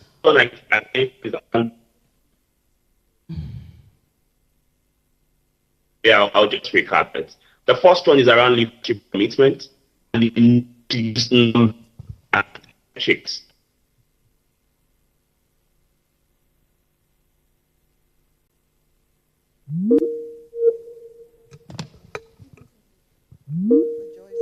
Yeah. Okay, so we'll come back to Razak. Please, if someone could kindly communicate with him so he knows that he's actually sort of offline and we've struggled to hear him. But some of the things, a couple of the points that I think he made is really making the case of the benefit to the business. It feels a bit contraindicative when you think around Lois's perspective around human rights, right? I really should be approaching this from it is a human right and bring everyone on board in terms of, one, from the human rights perspective, also the business case. So he made that point quite strongly, you know, in approaching business and the advocacy, we should make the business case for inclusion, as we do when we talk about women's leadership generally, right? And then he talked about commitment, and I think I heard that just before he signed off. Hopefully we can get him back. If we could also perhaps suggest that he can chat in some of the points, and maybe that can be read out, worst case scenario. Okay, so let me come to Toby. Hi, Toby. Powerhouse. I think you are really so inspiring. All the panelists are, but in the spirit of intergenerational, conversational perspectives, I want to shout out to you especially. Thank you. So let's talk about stereotypes. We've talked about language. Let's talk about stereotypes and bias. And, you know, I had asked Dolakwa about language, but I wanted to share your experience of stereotypes and bias. I mean, you're from one of the most revered and learned professions. Something like that. Myself being parts of of that profession. Please speak about how, you know, your experience and how you have, you know, overcome challenges, how you have been challenged, first of all, and how these has affected you. All right. Thank you so much, Fabia. And thank you so much for the British Council for having me. So let's talk about stereotypes. And so when we say stereotypes, what does that mean? Basically, a stereotype is just an assumption that you've made about a person or a group of people. If you grew up in Nigeria, you probably heard the stereotypes about Ijebu people being stingy. So if you grew up anywhere in the Southwest, you heard that stereotype from when you were a child. Whether or not you ever experienced it, you just heard it. And that stereotype carries, right? The next time somebody hears you are from Ijebu, the next thing they say is, oh, are you stingy? And that's the power of stereotype, right? And for someone who lives with a disability that was, what's the word I'm looking for? That was erased for a very long time, especially in the Nigerian disability community. You see, I remember when we were working on, and Lois would remember this, when we were working on the Vision 2020 committee, remember how nobody ever mentioned cerebral palsy and they would just say, oh, you go to physical disability. Because somehow, it didn't count. And that had been, and at this point I was a graduate. I had finished at the Nigerian law school and I was still living with an erasure of a condition that I'd lived with all my life. So it was easier for people to say, oh, she just has a physical impairment. It was more comfortable because physical impairments we know. You get, we know physical impairments, so we know what to do with them. But this one she's talking about, nah, no. And when I started to really speak up and say, look, this condition is not a physical impairment. It's a developmental disability that actually starts from my brain. The first stereotype is then you're supposed to be stupid. So if you're smart, how are you smart? I'm not even kidding. So it was a how are you smart if you have a brain impairment. And that's why if you follow me, you see me defining cerebral palsy over and over and saying, look, yes, it's a disorder of the brain, but it affects posture and movement. It's not an intellectual disability. The other stereotype is that cerebral palsy is an intellectual disability. This is a stereotype that still carries all around the world till date. So when they want to talk about now that they've decided they want to acknowledge us in the Nigerian disability community, guess what we're called? Intellectual and developmental disabilities. I'm like, excuse me, sorry. Do I look intellectually disabled to you? Stop it. And that's the power of stereotypes. Every time I say I have cerebral palsy, I've had public health professionals argue with me to say, are you sure? I'm like, can you see? Because at this point, it's in your face. It can't even be hidden. Like it's in your face. But you see, there's a stereotype that they've carried, that carries from the medical model of disability that says that if you have cerebral palsy, you're supposed to also be intellectually disabled. So the fact that they didn't have a conversation with me, my speech is clear. Like you can have a conversation with me about any topic and I have information. It's like, are you sure? So you face that stereotype. And so you're constantly defending your right to exist in spaces because you don't fit the stereotype that they hold. Then you're suddenly somehow excluded. So it's almost, oh, when you're talking about cerebral palsy, don't talk to her. I even face that, right? So you're talking about, don't talk to her. Our own is not really cerebral palsy. I've actually heard that said. And that's the power. And again, I don't blame them. It's just the stereotype that has said, oh, if you have this diagnosis, you're supposed to be this. Oh, you're not supposed to be able to speak. You're not supposed to be able to walk. You're not supposed to be smart.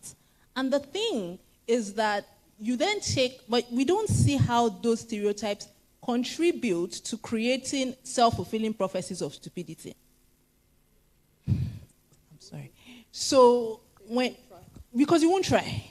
Because when you already hold a stereotype that if a child has a cerebral palsy diagnosis, they're supposed to be stupid, you know what you're going to do? When your child has a cerebral palsy diagnosis, you're not even going to try to educate them because they've told you that you can't know. So there's no point. Why should you waste money? And then it becomes a self-fulfilling prophecy because you never gave that person an education.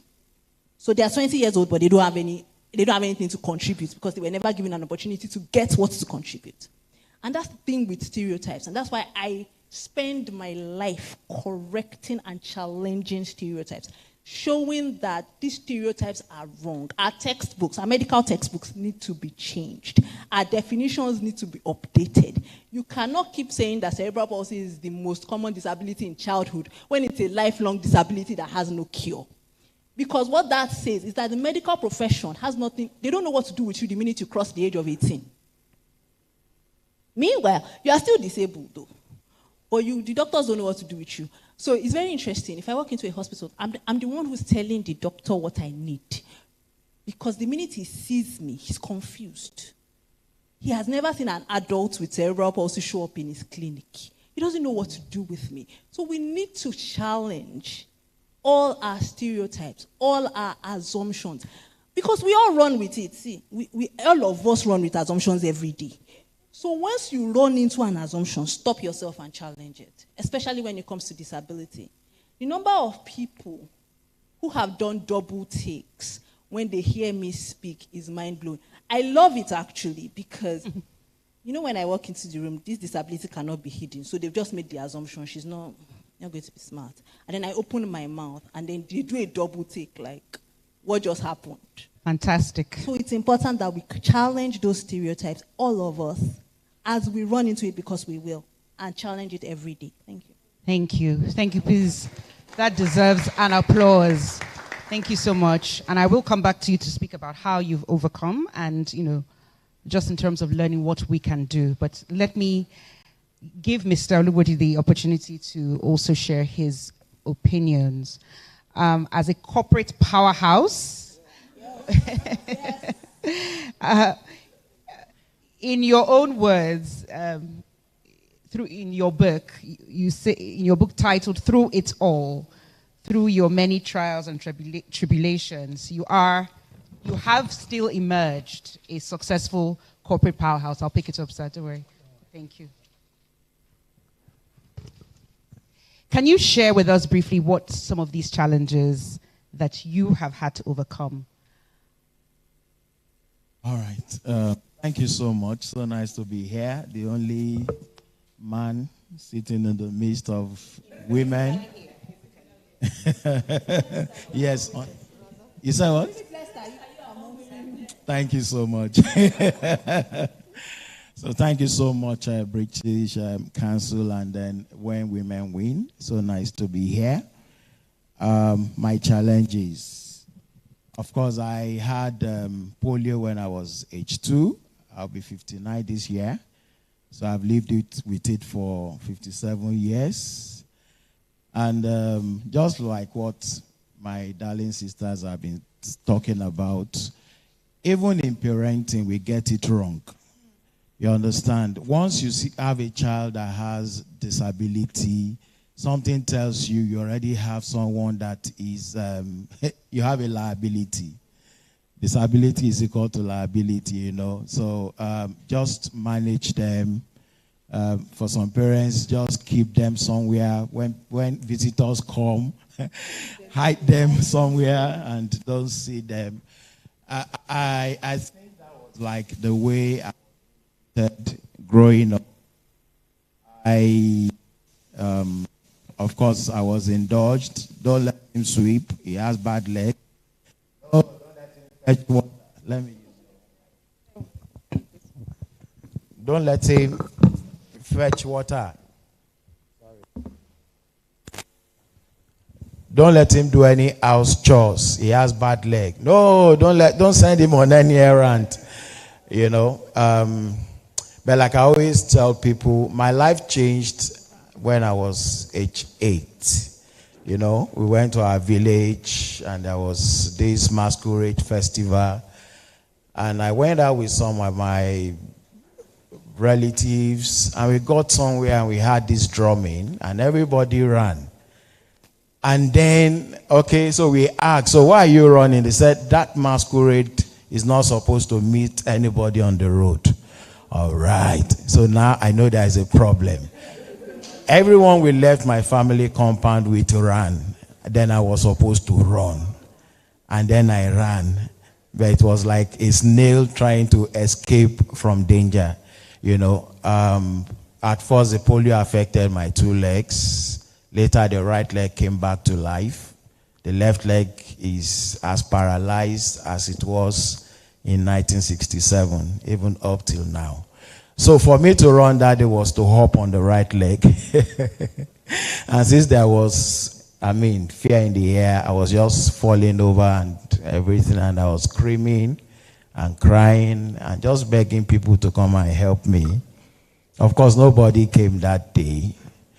I was heartbroken, and that day I told myself, I'm not going to depend on people in life again. I was so young. I'm not going to trust people.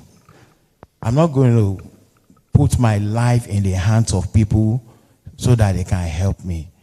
I'm going to make it in life. I will do everything to become what I think I should become in life. Sincerely speaking, that was age 8. I can remember that day just as if it was yesterday. From that day going forward, don't tell me you cannot.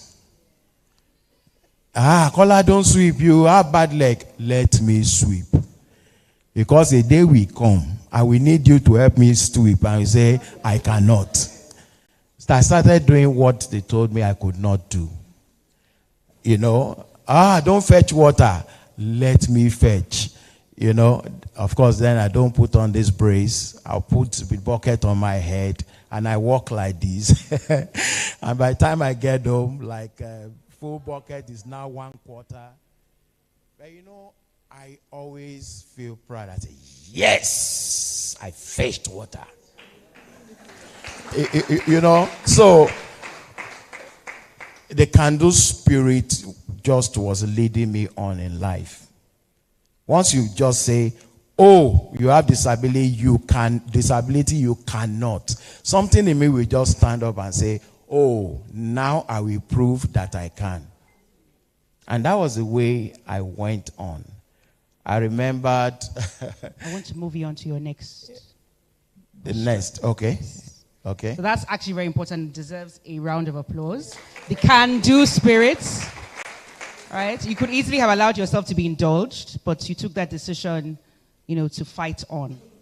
So now I want to talk more from the professional side and professional angle. As the pioneer of the background check industry, with many accolades to your name, from an employer perspective, because you are an employer of labor, but you're also a data and information expert. How can we saw some insights today, so we already have begun to see the importance of data, but I want to hear your perspective for how we can deploy data and information and technology in a way that positively supports people with disabilities from your perspective, because we also want to be able to move the conversation to how those of us in the room in terms of employers can begin to understand why it's important to be more inclusive. All right, thank you so much. I know Gabriel had spoken so much from the data angle, so I won't try to go there. But as an employer, and then, of course, knowing myself, knowing the stereotype I faced, times I went for interviews. I went for an interview, and immediately I walked in with my walking stick. The panelists looked at themselves and they said, Mr. Lugodi, you'll be out of this place in 5 minutes. They said it in a very polite way, but I knew it was an insult. Of course, I was there 1 hour, and I was the one that was employed. Because I get that every time. So as an employer, I've come to also know, at least from statistics, that people living with disability, just check out everyone that's spoken here. Is any of them dunce? You understand? And in my complaint, we came up with a policy, maybe because we deal with data and we deal with things that have to do with, putting details in things. Number one, we give priorities to ladies in my work. If you're going to deal with anything statistical, please give it to ladies. And then, of course, added to myself, I think we have 5 that have disability in the company. Because I know, just like myself, we are not going anywhere so soon. You understand? They have grown with the complaint. So when it comes to data information technology, what I've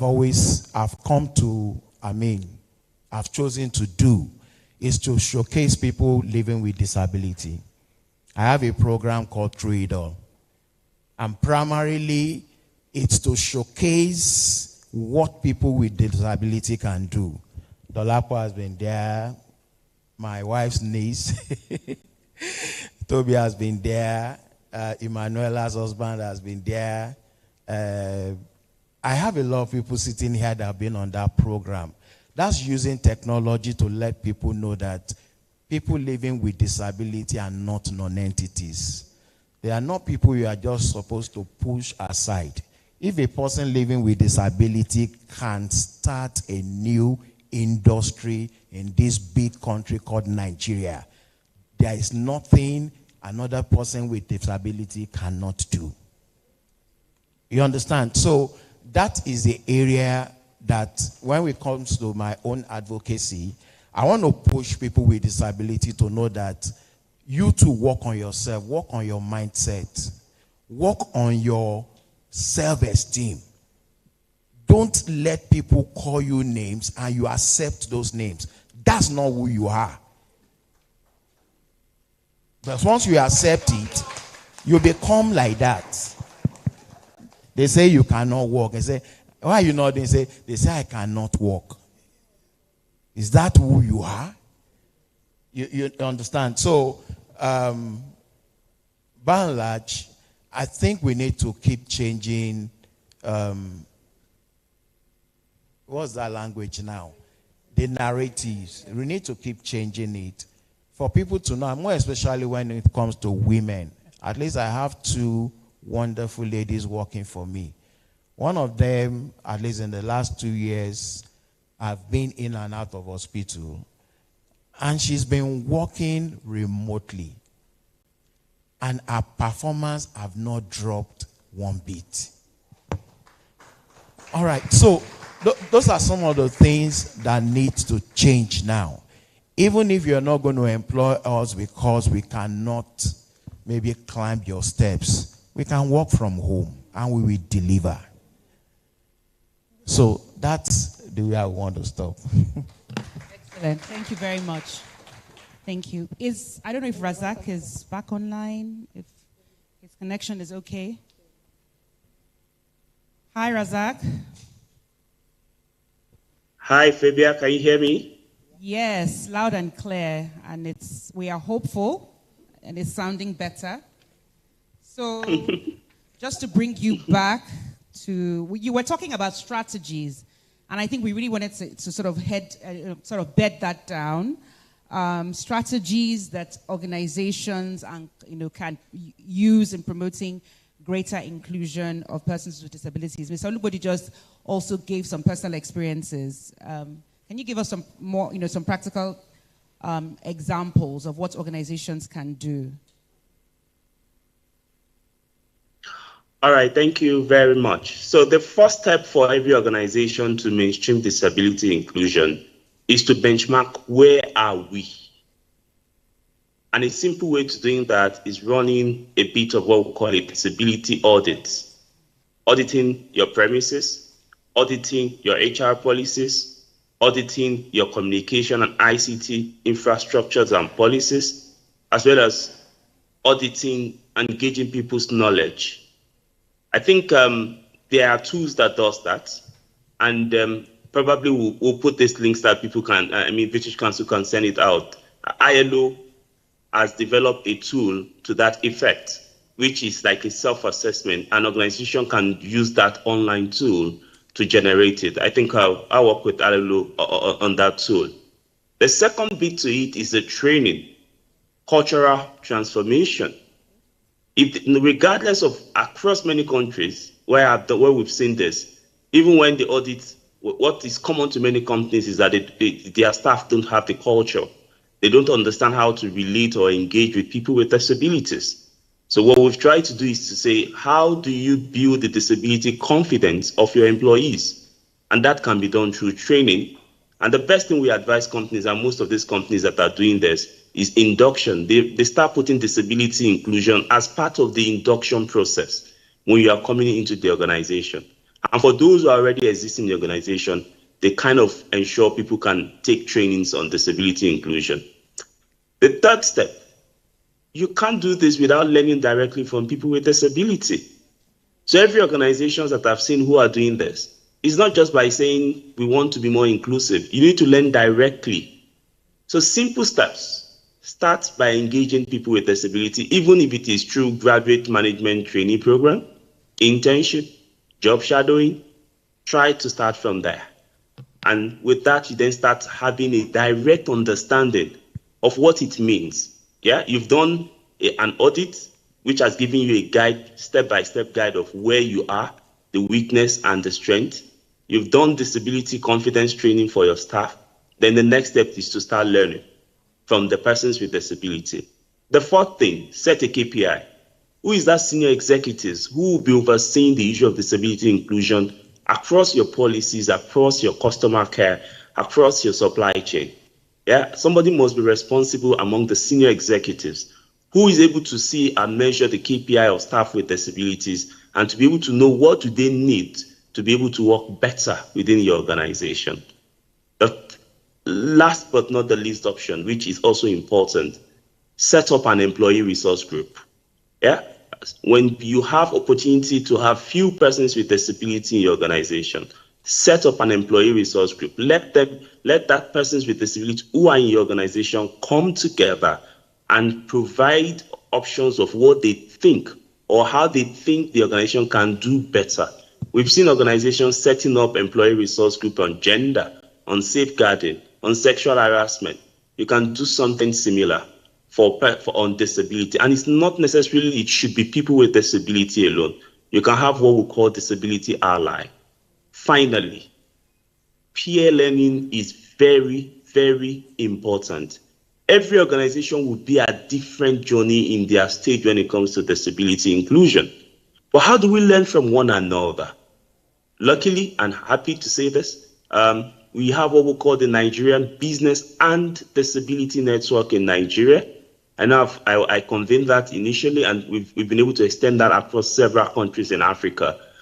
And what the network does is company coming together to say, what are you doing? What can I learn from you? What do we need to do together to change the narrative? The one in Nigeria I know is currently chaired by Access Bank, and I know members including Standard Chartered, MTN, Guinness, and the likes are there. So what is important is also to be part of such network. It's owned by employers, so it's not a civil society network. It's led by private sector. Finding yourself in that space as a private sector employer is very, very fundamental. And what I would say in terms of if we need to move forward and if we need to mainstream disability in the way we do the work, is that we should not see disability from the old archive of disability and disability. I think we have to leave a bit from that because we are not in the 19th or 20th, I mean, we are in the 21st century. We're talking about productivity here. Yeah, and if we replace that ability with productivity and they start thinking, what do I need to do to make employees in my company who have disability to be more productive? What do I need to do? Can I change my perception of people, not just to see people with disability as people who have abilities, but people who can add value and who could be productive within the workspace? I think that is going to be the game changer for every organization as long as we want to start shifting the paradigm to be more inclusive around persons with disability. Back to you, Fabia. Thank you. Thank you so much, Razak. That was amazing. Great insights. And I just wanted to ask you a last question, and then I'll come to the rest of the panelists and take your sort of final wrap-up statements. I see my timekeeper, but we did lose some time really with all the internet challenges, and we started the roundtable, so I think we can take our time back. This is very important. These are important conversations, and it's great to hear from the panelists, right? Okay. So, Razak, I'm just curious. Sometimes, with all the things that you sort of rolled out that organizations can do, it seems like it's only the big companies, those that have money, maybe the multinationals. And looking at your your profile is the big companies that you have also been advising. What about the small? Is this applicable to small businesses? You know, can they start? Because they may feel that they don't have the infrastructural capacity or the resources. What do you say when you sort of hear, I'm sure you're not hearing that kind of question for the first time. How would you respond to that? Is this just for the big organizations? All right, thank you very much. Or is there space? Yeah. Yeah, there is space for the smaller organizations as well. Go ahead, sorry. So what I would say for smaller organization, what I would say for smaller organization is that take the test, identify what can your current facility take. You might not be able to employ a person who has physical disability today because of your facility, but you might be able to employ somebody with albinism. So start, and if you give excuse, you will find it. If you want a way, you will also find it. Back to you. Thank you so much. I think that deserves a round of applause, right? Absolutely. I think so. Power in those words. So, Lois, hi. It's been a little while, but I'm back to you. We're beginning to wrap up, and so I think it's important that if you could share, for you, what would be a tangible outcome from this conversation? You know, from today's discussion, what would be a key takeaway you want us to leave this room with? Yeah. Just few words. We must be treated as equals. Include us and allow us to participate actively. Thank you. Thank you very much. So, Toby, in the last round of questions, you spoke about your challenges. I wanted to talk about, you know, how you have overcome those challenges. What are the steps you've taken so that other people can learn from that? And, you know, and maybe a little bit about your organization, perhaps what your organization does, how you're building that community, and perhaps what we can do to support. Okay, so, all right, challenges, you kind of heard all of that. But now let's go to what do you do when you're faced with stereotype? You have two options. You can either get angry or you can educate, right? And I think I've done a bit of both, depending on the audience. There are times where if I think that you should know better and I see you express a very wrong stereotype, I'm going to call you out on it and say, come on, it's 2024, educate yourself. However, we have to do a lot of education because you see, what we don't understand in this part of the world, we stigmatize.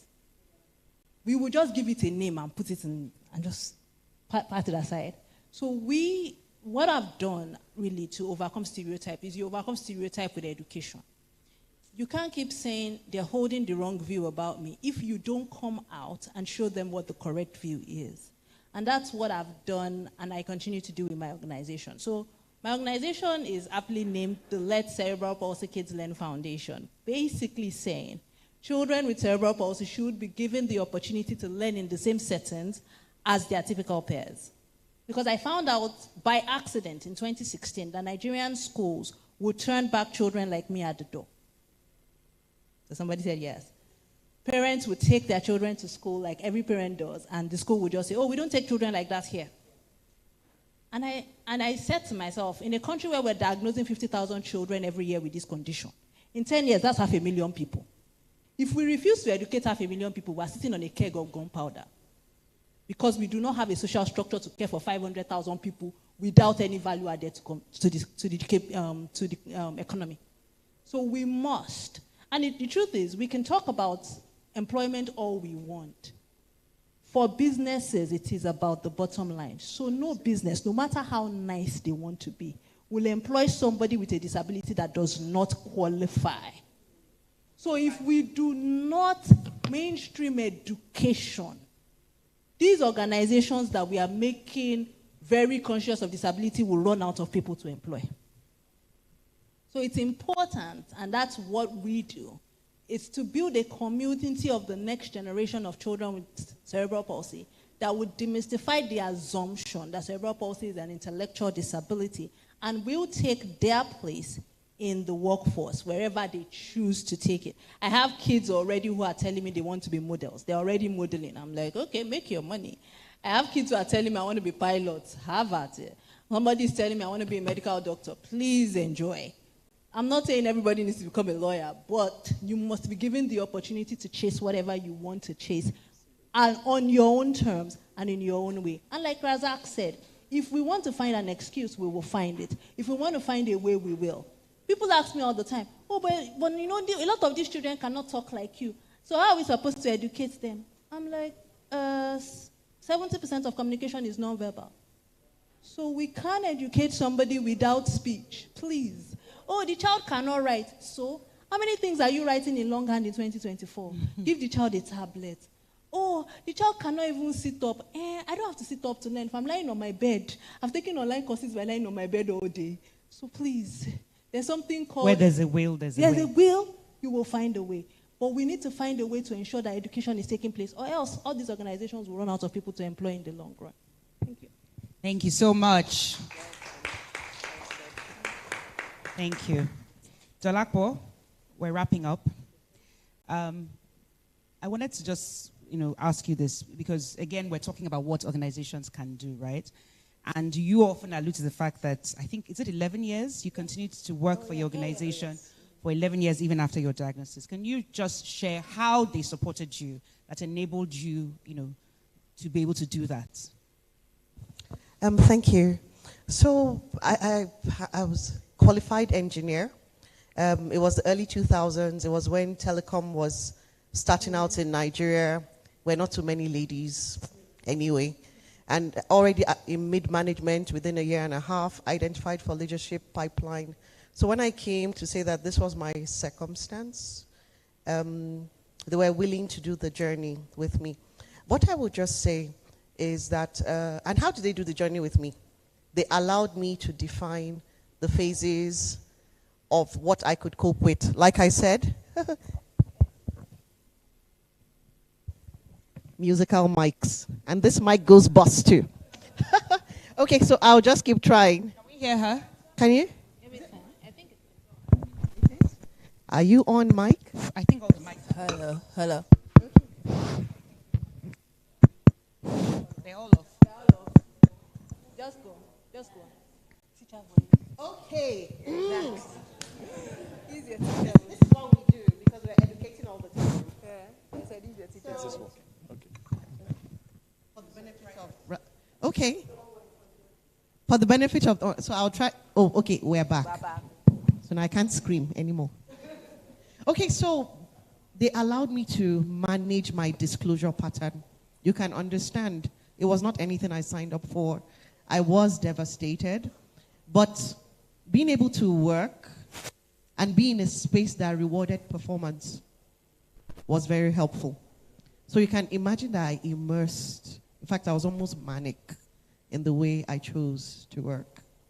It became important to me to see value in me, even though this critical part of what was typical for me was now gone for life. It was my family and friends that saw the other disoriented, angry, bitter, fearful side of me. But at work, I was one of the best professionals that you could find. So, of course, HR knew, my line manager knew, I was allowed to manage who else knew. Okay. So that was respectful of my journey. Right? And then another thing, because I was already part of mid-management, I was already leading teams. I was really good. I'd moved from being on the field to being in the office leading teams. So they put me in the spaces of my strength. I could very easily coordinate and do very well with making sure we had excellent outcomes from the field because it was what I'd done before. So I not only continued to work in Nigeria, I went to launch networks in 3 other countries with my impairment. Returned to Nigeria in 2012. I was put to have oversight of 15 countries of Sub-Saharan Africa. They did not need me to see. They just needed to make sure the things in my care were done with excellence. So at work, all of us have KPIs, right? And then all of us try to, what's that KPI? You try to... exceed expectation. No, before exceed expectation. There's the meet expectation. But, and then there's now exceed expectation. Then there's now outstanding. People like us were looking for outstanding because already with the interactions that were there, people were always going to judge you. So do what you need to do to get the results you want. What I would just say again to, look, employers, you're so worried about talents, because it's talents you'll be bringing on board, not just a person with an impairment. No, it's a talent who's bringing value to your organization. Sometimes we're so worried about talents joining us that you do not know that life could be happening within to some of your best hands. How do they feel like they belong? How do they feel safe to speak up so that they can continue to add value to your organization? And I think in the end, in the bottom line of where everyone is allowed to actively contribute in your space of strength. Isn't that why we have teams? Isn't that why we have teams? In the team member, everybody's bringing their strengths. Let everyone bring strength forward. Then we would move just beyond acknowledging diversity, providing equitable ways for all of us to participate. So ticking the box of inclusion, and we will truly have what is most important, which is belonging. Because if you don't feel like you belong, you will not be able to bring your best. And that's the big challenge I want to drop the mic with. And drop the mic she has. Thank you very much. Thanks, Dolakwo. Thank you. And to you, sir, what would be, your final closing statements from your perspective? What would you like this audience to take away? All right. Thank you very much. There's this story about the bumblebee that is big, the wings are small, and scientifically the bumblebee is not supposed to be able to fly. Unfortunately, the bumblebee does not understand the science languages. The thing will just lift up and fly. I want to speak to people living with disability. You need to go beyond all the rhetorics, all the stereotypes, all the name callings, all the wrong languages, and fly. You need to know you can do more. You need to know that you can go far and farther than this. There's more in you than you can imagine. What this world needs are people that we add value. In the way you are, add value. And interestingly, over time, I've discovered that people living with disability, they sort of have this superhero type of thing about them. They can adapt. They can, very resilient. When I came in, the first thing I looked was this podium. I said, oh, it's high. And my head was just thinking, how are you going to get up? That is going to be steep. All right, you try. That's the way we think. Every other person got there and sat down. But I was just scanning everywhere around and say, how am I going to move? And you see, where I worked, the first place where I worked, National Population Commission, God helped me that it was the same thing. I was put at a very tight point, and I just asked myself, how would you do it? An idea started coming, and I introduced it to the work I was doing, and I was getting promoted. So please, never look down yourself as someone living with disability. And as an employer of labor, if you're looking for committed, dependable, reliable people that you can employ, I tell you, they are in the community of people living or people with disability. I tell you, they are so reliable. Just tell them 1, 2, 3, and they will give you 4, 5, 6, 7, and you'll be so satisfied. So if you have not been employing them, you have unfortunately been shortchanging yourself. And lastly, in the lighter mood, we are in the season of Japa. The percentage of people living with disability that have jackpot is far lower than the able-bodied people. Very soon, every able-bodied person will jackpot and then you come back to us. Here, here. Thank you so much. Thank you. We've heard a lot, and I think it's not an exhaustive conversation, but we also want to give the opportunity to the audience to also ask the panelists some questions.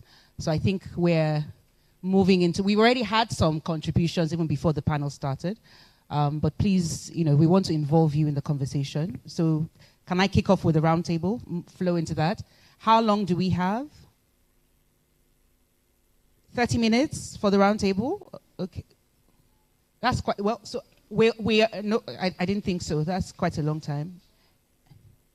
20 minutes. Okay. So I'm just moderating the flow. So I was going to say we are here. But we are here, and I hope Razak is still online, to interact, take your questions, anything that you have possibly heard that you would like the panelists to sort of, speak more about. Any thoughts that you have to add to the conversation that we've been having today. The theme is inspiring inclusion for Africa's super women, because it's Women's Month, but men as well, and people with disabilities across board. So do we have some contributions in the house? Any questions? Okay, can I have help with the mic? I see 3 hands up already, 2 ladies in front, and a gentleman at the back, another lady. There are 4 hands up. I think the way the hands went up were the 2 ladies in front, the gentleman at the back, and then the lady on the side of the room. That's how I saw it. Hey, Razak, I hope you're still online.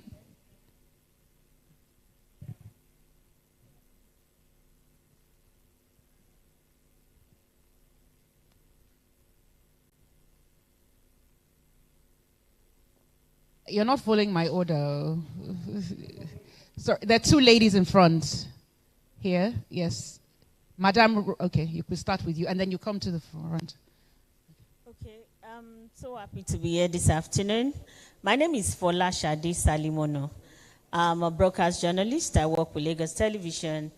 I produce, I present programs. I am, to God's glory, the Assistant Director of Programs Department, Lagos Television. And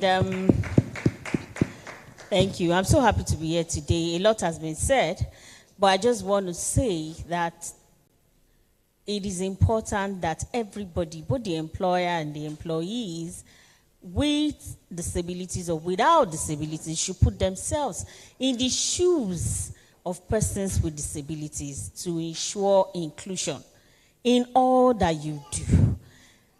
As an employer, it is important that you fish out persons with disabilities that are capable, that can do the job. Now, Razak said something about abilities and disabilities. We have to reframe it in this time and age. Now, everybody, we all do have one, we all have our potentials, we have our strengths and weaknesses, and it's important that we highlight, our strength, even as persons with disabilities, and see how that person can function to contribute to the growth and development of where he or she is.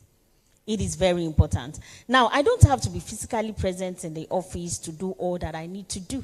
I might just be the brain behind a particular idea that contributes positively to that organization.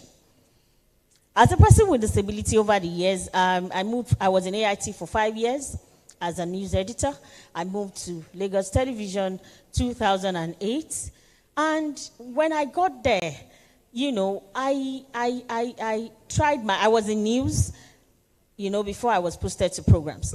Now, my employers, because it is important you also speak out as a person with disability, you let them know what you can do and how you can do it and become effective.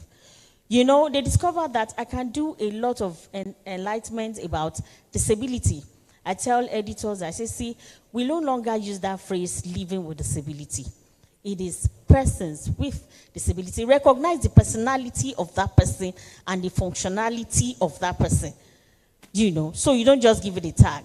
So now, they recognize that fact that I'm good in documentaries, I have programs that I can do, promos and all that. So that is my strength, and I walk in that line to the glory of God. Now, as a person with disability, it is important that you voice out, you speak out, because most times your employer don't know how to even go about your matter. Sometimes they're afraid, sometimes it is ignorance, sometimes they just feel, oh, leave her alone, don't let us disturb her. We are going for a tour. It will take time before we pack up the wheelchair. It takes time. You talk about transport, you talk about movement, you talk about how to fix your wheelchair, maintain things, your medication, and blah, blah, blah. And there are co-mobilities too. You can be physically challenged and you are hypertensive. You can be physically challenged and you are working with some other ailments.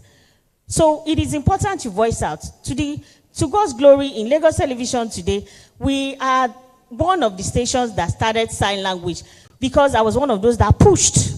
Some people didn't believe in it.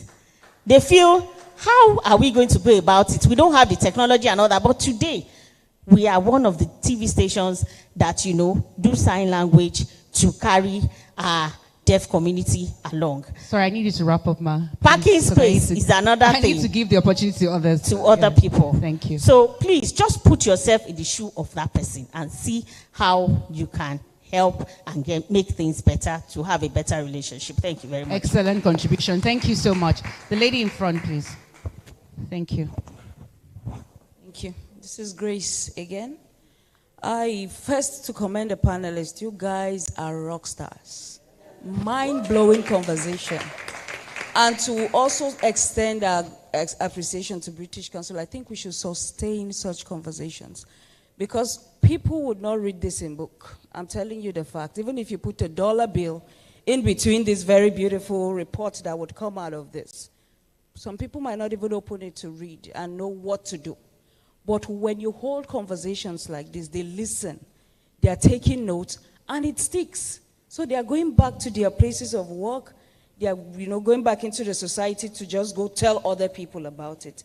So the more we hold forums like this, I think the better to, quickly send these messages across. To mention also that, when we're looking at employability of the community of persons with disabilities, it's important that as little as the setup of a stage like this, the input of people with disabilities in it is very important.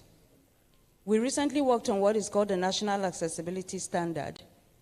And the National Accessibility Standard has dimensions, has measurements, has patterns, has, different type of designs that you could think of how you modify your workspace to accommodate a person with disability. There's nothing wrong with either checking on our websites or reaching out to find out, are these things available? We're trying to build a stage. We're trying to modify our workspace. Do we have an accessibility standard that we can use? This tool was developed by persons with disabilities, for persons with disabilities, for organizations like yours. So it's important that you consult. Secondly, when you talk about technology in the workspace, if you are employing persons with disabilities, it's not just enough to tick the box to say, I have a person with disability working in my organization. Are there reasonable accommodation to make me as a person with disability function optimally? Those are the questions. And this accessibility standard also provides for that. There are tech organizations in Nigeria that you don't even have to go overseas to get consultation with. We have, Emanuela and her husband seated in the room who are tech gurus. You can leverage on people within the country, within your reach. These are people with disabilities, providing solutions for the community of persons with disabilities. You can work with such people. Like what you are looking for in Sokoto is right in your Sokoto. If you, borrowing from the Yoruba people, So tap into, the resources that are available. And within the community of persons with disabilities, while we're looking at employment, we're also ready to work with you to make your environment ready for people with disabilities to work. So don't employ because you want to tick the box. Employ because you need them to add value to your organization. Thank you. Thank you so much. Thank you so much. That was an amazing contribution. Thank you. I think there's a gentleman at the back, just behind you, yes? Oh, okay. Well, okay. I think I talk better when I stand, I think. Okay, so good afternoon, everybody. My name is Okpeoluwa Akinola, and I'm the CEO of Access Tech Innovation and Research, GTE Ltd. I think an assistive technology company, probably the only one that has an assistive technology experience center in Africa. And I have listened. I am actually a disability expert. I studied disability. I did disability studies up to master's level. And I'm a person with lived experience of disability. So all the conversation today has been entering me, and I've been digesting, and I just want to add a few things to what has been discussed. The first thing, we talk about corporate organizations, but there's no organization that is not made of individuals. And Toby said something that we should not overlook, stereotypes. That's consciousness of bias. Every one of us must be conscious of our biases, even persons with disability. So when you see somebody, try and tell yourself, I don't have to judge this person. That's it. But apart from that, what I do in my life, I found out that women with disabilities are grossly disadvantaged right from childhood. Our culture, by culture, people don't want to spend as much money on a girl child as a male child educating the person. Now, when that girl now has a disability, it becomes a minus, because again, in certain parts of Nigeria, money is spent on girls because they believe that the more developed a girl is, the higher the bride price you will fetch. But when you see a girl with disability, you don't expect that she will get married, so the bride price issue doesn't come in. Anyway, so what we do is try and build the capacity of persons with disabilities in our organization. And currently, we are working on a project. We identified this issue of women with disabilities in the workplace. The reason why many women are not working is because they don't have capacity. And capacity is not just going to school for a person with disabilities. If I have a degree in mass communication as a person with disability, and I go into a radio station as a blind person, let's say, to edit the news, I don't know how to use a computer. It's going to be a problem because I cannot share resources with with my colleagues in the office. So for us, we are moving disability from that stage when we begin to assume that persons with disabilities have everything. You employ them. But how do you do it? So what our organization does, we do innovations and research around disability. We've done a lot of consulting. I think Razak mentioned a couple of organizations, and he will say we provided the technical expertise to ensure that those processes were done. And we are still doing it. But we are aware again, that the girls are disadvantaged. So please, let us think about education. How do girls get into school from the beginning? Because when they have education, that is the basics. Then we can build on that and give them the other competencies that will put them in the workplace productively. Thank you so much. Thank you.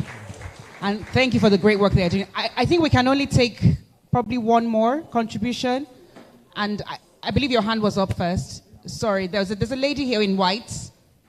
Please, indicate. Can the mic come to her? She's up. Who's with the mic? Actually, raised my own sense. No, sorry, she did first. You didn't say it. I didn't see it, I apologize, but this is the person who I saw. Okay. I think he did? Okay. Oh, I see. Okay, sorry, my view was obscured. No, it's okay. So that will be our last comment. There are others. Please, does the conversation continue? And I think there'll be networking, so please, find those who you want to address your question, your comment to. Or can we take more than one? Two? Okay. So it will be you next, madam, in white, and then we'll wrap up. Please limit your comment to 2 minutes, please. Thank you, sir. Everybody. Hello. Good afternoon, everybody. My name is Taiwo, the CEO of Disabled People Leadership Initiative. My boss is actually on the panel. That's Madam Lois. Coincidentally, we both contested in 2019, and I'm actually talking about women in leadership and workspace and politics, basically. And one thing I realize is During my electionary process in 2019, I realized that most women had conversations on the gender and the disability. And unfortunately, according to INEC data, we have just about less than 15% persons living with disability. So when you center your campaign on that, you have automatically shortchanged yourself. So that's one aspect. Then on the other aspect is, on the aspect of employment, I've been someone that has had issues with employment time and time again. Unfortunately, even one of the most multinational banks denied me employment and lying rather than accepting that they were not going to accept me because of my disability based on the job description. However, having said that, I think conversations must go beyond just employment, and then civil society and legal framework must be actually put in place for organizations that deny, not only deny, but also malign persons living with disability. And I know what I'm saying. I just left an organization about 8 months ago, and I had a very wonderful experience with my boss. My instinct actually told me not to actually accept the job, but I did because I just wanted to, because the chairman of the company at that time recommended me fully. I had to go through about 4 different interview process after the main interview by the MD, because he never trusted my capacity because I was a disabled person. And it actually eventually turned out that it frustrated me and then allowed me to go. But that being said, I think there should be legal framework around this so that this conversation shouldn't just end in just talking. And finally, I realized that when women win, I think my humble opinion is, I think more of this should be more vocal, because I went through your social media pages and I saw very less engagement. And you guys are doing a lot of things here, and people need to hear it outside. Thank you.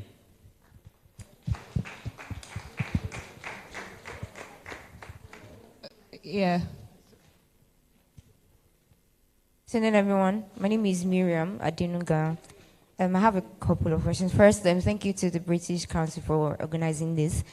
I think this topic is not something that is widely known about. A lot of people don't know about the challenges that people with disabilities face. I think it's something that should even be spread to other people apart from the people in this room. I know most of the people in this room know about this topic. Anyway, I'm sorry. So I have a couple of questions actually for the panelists. First, with Razak. Razak was talking about in terms of businesses. So I remember asking someone working with an edtech company about including or making arrangement for children living with disabilities and including them in their teaching or education. And he was saying something about how it's going to take a lot for the business in terms of money. They're going to spend a lot, and how much are they going to get in terms of revenue? So, I mean, businesses, they think about money, so how does it, like, why should they do that? So I was going to ask around that, like, how would you convince a business to include children or people living with disabilities in what they're doing? Then, I don't know if I should ask. Yes, the second everything. one. Okay. Just 2 questions. Okay. Yes, I was still around businesses. I was also thinking around, because I know you mentioned people with disabilities can work from home, but there are people living with disabilities that actually want to go to work physically. So in terms of, I think we shouldn't just limit them to work from home. How do we make workspaces accessible, and even the roads to get there, transport services? How should we make those things accessible for those? Because people don't want to work from home all the time. And then I think that's fine. Thank you. So I don't know if Razak is still online. But then, yes, but I think Toby can respond. So I think making the business case for EdTech, and then there was, And then the second was general accessibility infrastructure, which we can all contribute to. On the EdTech side of things, if you ask them, they haven't done any research. They're telling you based on assumption. I work in education, and every single time you're talking to a school about inclusion, they'll tell you it's expensive. And when you ask them, list the cost, they can't. Because they've never checked what the costs are. They've just made an assumption. It goes back to the issue of stereotypes. They've just stereotyped it, and they're running with it. So the thing is this. You're going to tell them to show you what the cost is, and then you do a cost-benefit analysis. The truth is, when I'm working with businesses, I'm not talking about rights. I'm talking about, look, this is business case. This is money on the table that you're leaving. I tell schools, I say, look, there are over 1 million children with cerebral palsy that are looking for school admission today. If only half of them want to go to school, let's even say the other half, their parents have said, these ones are useless to us, so we're not educating them. Even if it's just half, that's money you are leaving on the table if you don't make those facilities available. And that's how you make a business case for the EdTech. You show them the money that's been left on the table, because 70% of the out-of-school children in Nigeria are children with disabilities. And that's a market they can tap into. So when you show them that, that cost-benefit analysis, then you can get them to actually think more about investing that money, because it's going to come back in returns. And then when you talk about people who don't want to work from home, who actually want to go into the office, it's about, and you were right, the issues are numerous. It's the access to even go get from your house to the office. First of all, where's the public infrastructure? I mean, Lagos State says they have BRTs, and BRTs are free for people with disabilities. However, how do I get from my house to the BRT bus stop? Right? Because, I have to get to the BRT bus stop to actually access the free BRT. So how do I get from my house, to that point?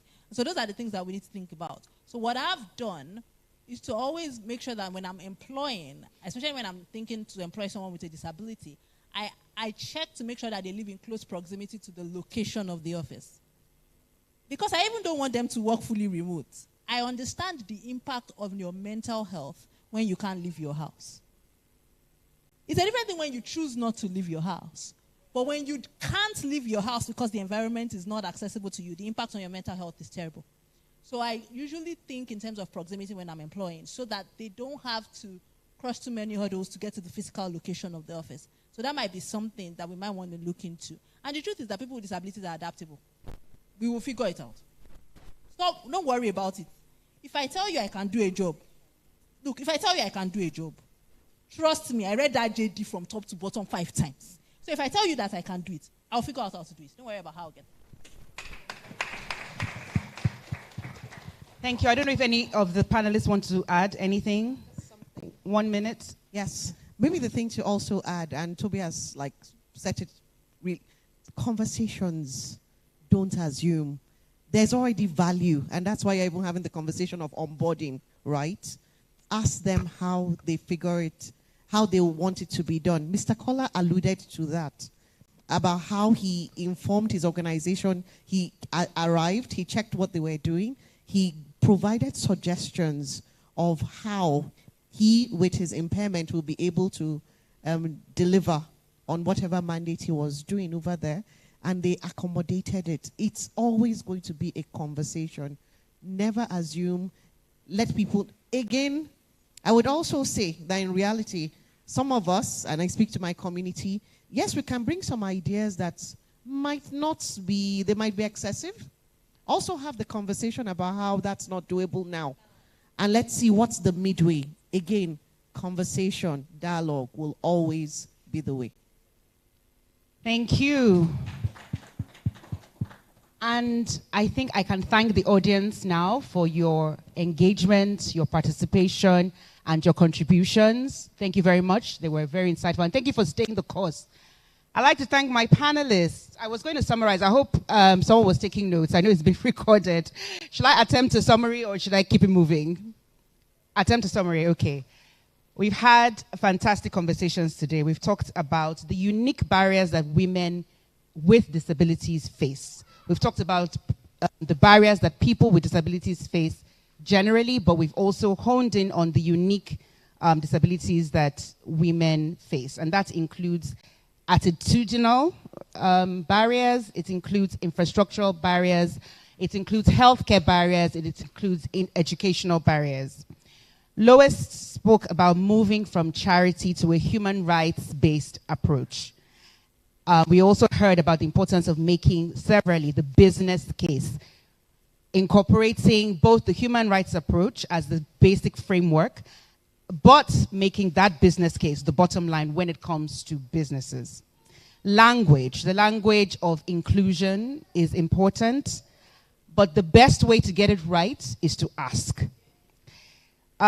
In terms of taking actions, we have to be deliberate and intentional, especially in our hiring and our recruitment processes. I think Mr. Olubodi spoke about showcasing and spotlighting as one way of, also, sharing the stories of people with disabilities and what they have achieved and what they can do. Learned in terms of policy about the Disability Act. A member of our audience contributed and shared with us the national accessibility standards. So there are quite a number of policies out there. We need to make a commitment to educate ourselves. Training, I think Razak mentioned in terms of what we can do as businesses, starting from the basis of a disability audit, training as well, and cultural transformations within our organizations, setting, and I think Dolapo confirmed this, having disability champions within our organizations, mainstreaming education, someone spoke about that, preparing even the community for opportunities, including upscaling them with things like technology to enable them be even more employable. Being ready to work with, when we do embark on that journey as organizations, be ready to work with the beneficiaries, and I apologize if that's not the right word, but be ready to work with them through the various phases of the journey. Make no assumptions. For employers, make less assumptions. For employees, speak out. There's more, but I'm sure. Well done. But I'm sure the British Council and when we'll put a communique together and share, the rest with all of us. The conversations continues. It's not exhaustive. But I want to thank my esteemed panelists, Lois, Toby, Dolapo, Kola, and of course, Razak, for really sharing their insights with us today. It's been fantastic. I want to thank the British Council and When Women Win for the opportunity and for this conversation. And it's been a delight and to really host this panel and to learn. Thank you all so much.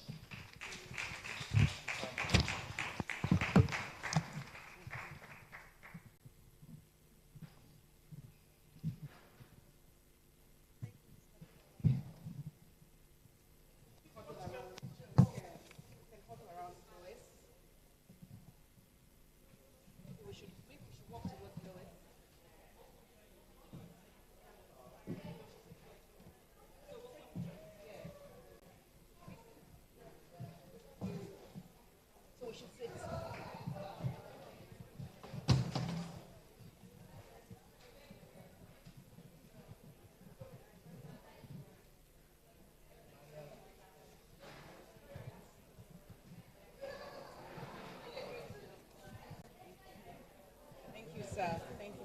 I've met Mr. Tunji from my friend in Kiru, who had him, she used to work with him. Yes.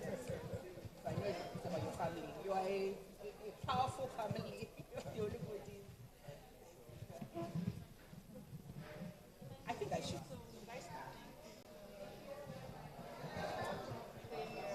I feel like I should come and stand. Yeah.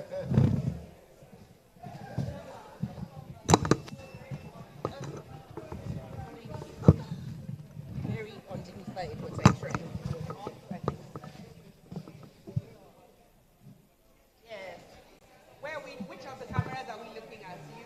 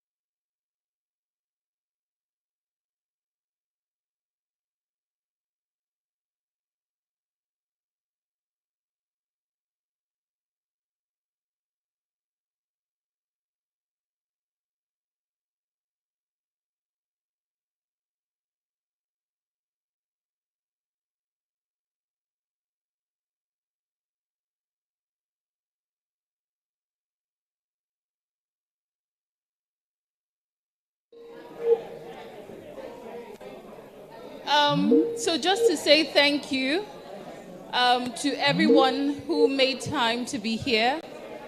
But I think one thing important would also like to share. Hello.